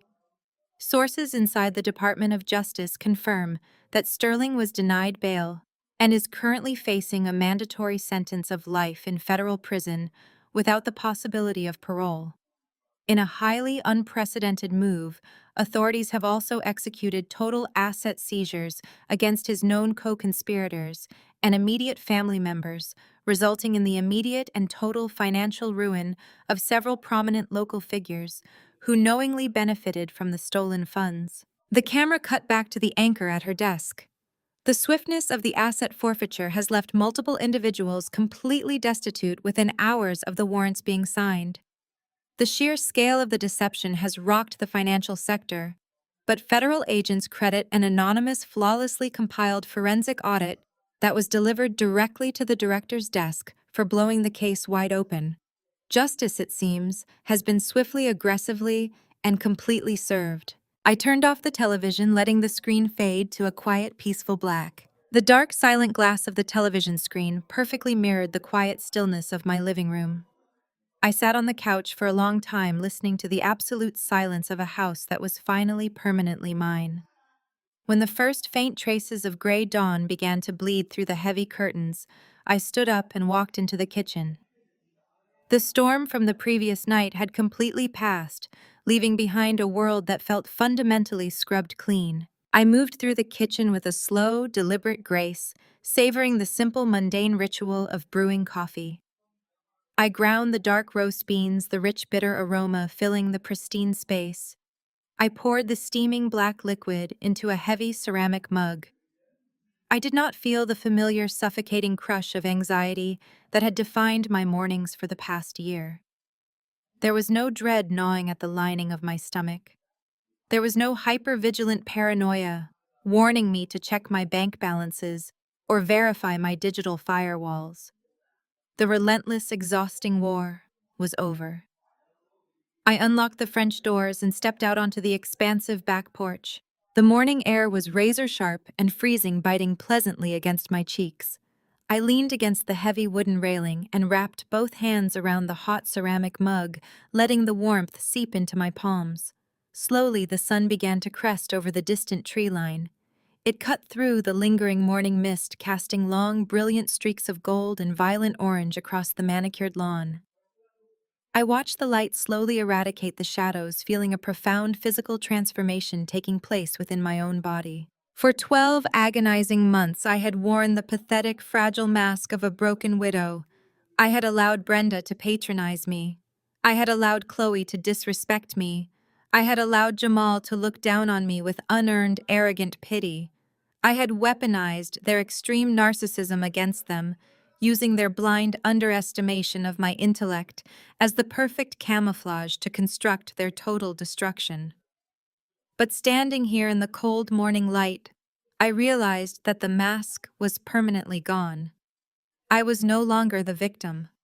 I was no longer the collateral damage of a greedy sociopath.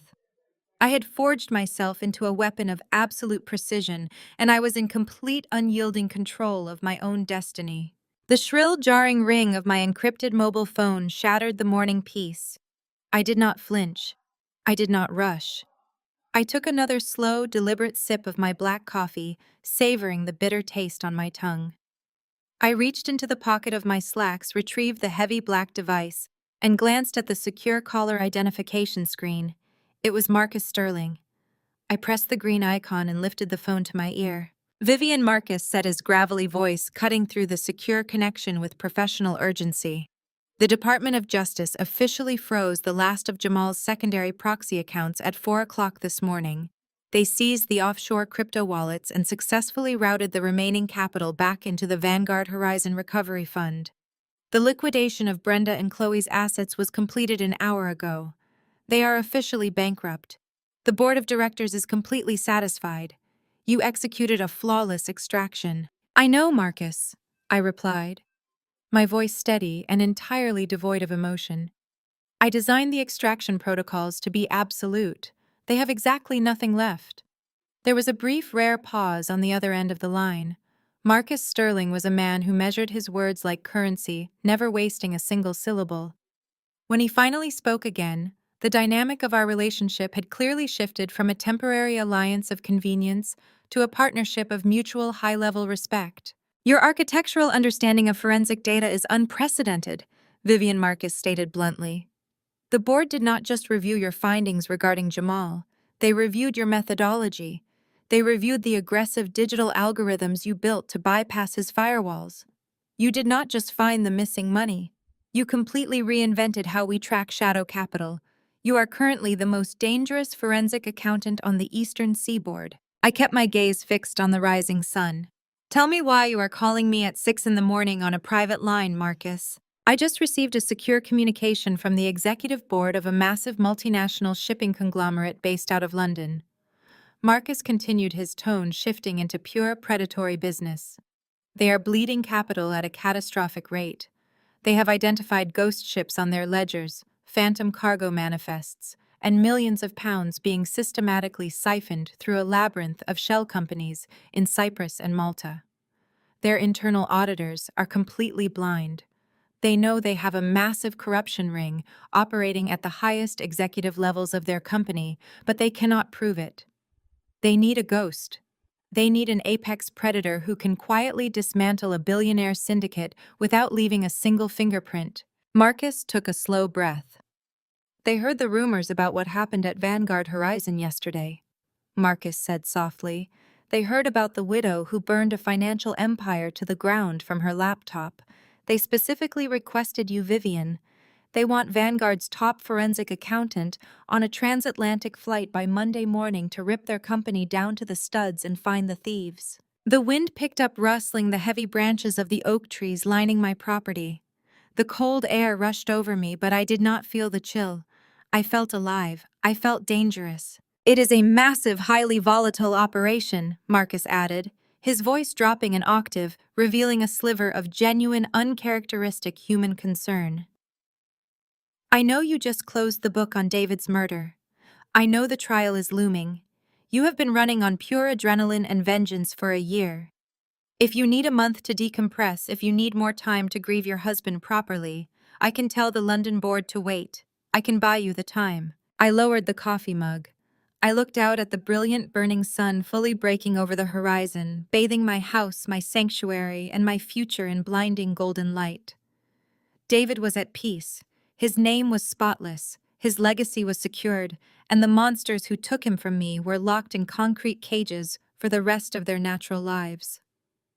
I had honored his memory by surviving, but now it was time to conquer.